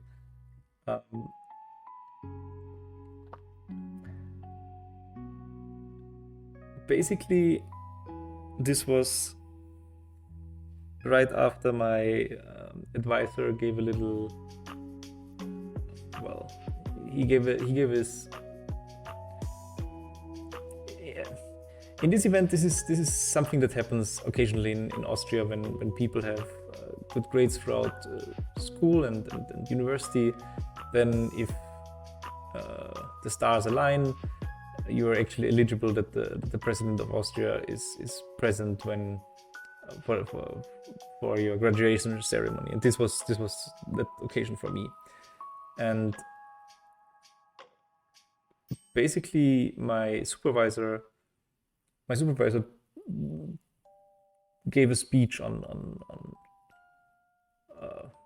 me, and as a part of that speech, he told an interesting story of how one of the things I usually like to help out colleagues that don't speak German, for example, and in Austria that can be pretty tedious at times. And so one of the things I did, I had a colleague who liked to collect pieces of Lego, and he had a very interesting collection. And when it was time for him to move across countries, he sent his collection in a suitcase to his new address, and he booked some service to transport the suitcase, and that suitcase, of course, has been lost. And he was completely devastated and had to call, or was given numbers for a hotline that he should call. But he didn't speak German, and of course these were like Austrian companies, ÖBB, and as soon as you talk to support there and maybe get redirected to Lost and Found, you have to basically speak German, otherwise you're lost. And I did these calls then for him at some point. And my supervisor told this story somehow, or at least parts of it, in like this I don't know. It was funny. It was a thing back then at the department somehow that people knew that I somehow was able to find the missing Lego again. I really, in the end, I didn't do much, right? I called with the support several times, and I asked around in several places whether they have the suitcase anywhere. In the end, it basically turned up itself somehow again. But the fun thing that is that I do counting, right? So I do combinatorics. And after my supervisor told this story, the federal president looked at me and asked, well, but you do mathematics, and how did mathematics help you with that? And I looked at him and said, well, I do counting, right? And in the end, the suitcase could have only been in finitely many places. And that was where this picture was taken, exactly when I said that.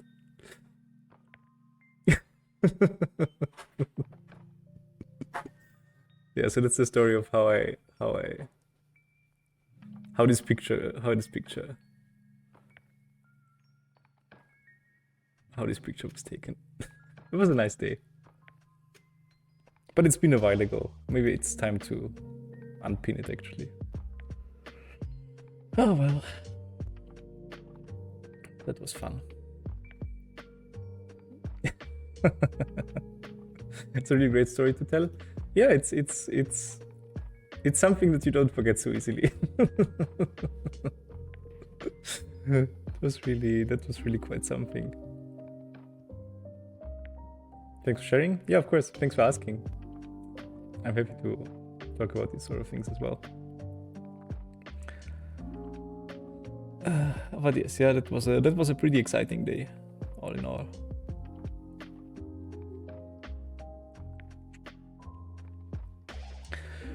Well, chat.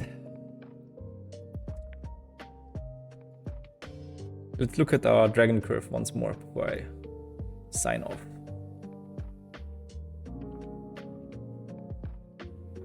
It's really pretty.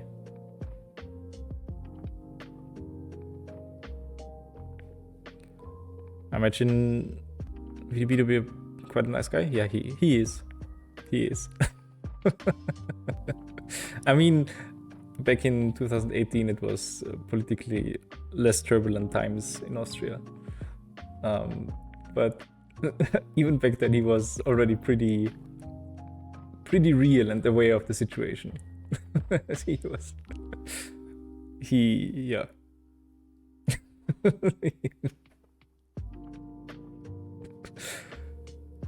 It was quite fun. We had a little Q&A together with the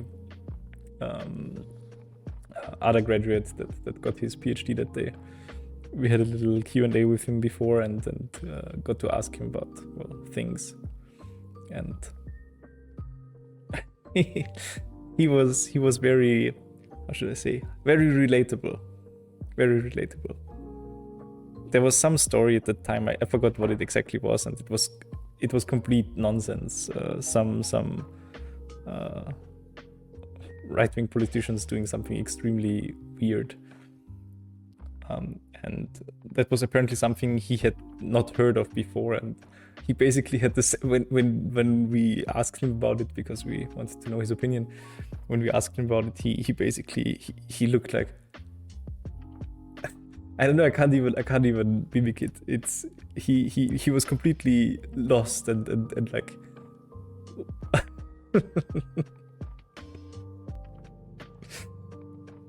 So I think he reacted as many other people also did, and that made him even more, I don't know, even more likable for me.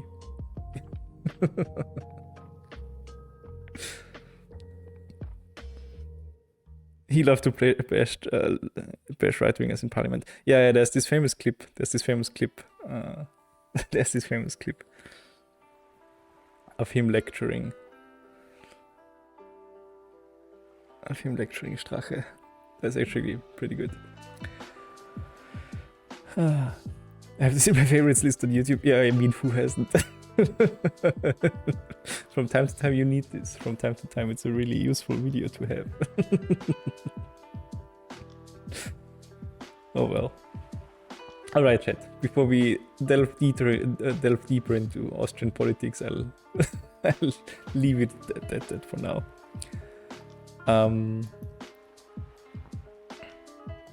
Thanks for watching. The code for this is, maybe I'll also post it in the projects channel in the Manim Discord. People usually also like to see that. But otherwise, yeah, the code is in my Discord, and thanks for watching today. It was really a nice stream, I think. Did some fun things. Finally made a decision for new stuff. I learned some new stuff as well today. I did not know how the interactive stuff with key binding works, so we learned that, and then we also managed to implement this in a sort of nice way, so good stuff.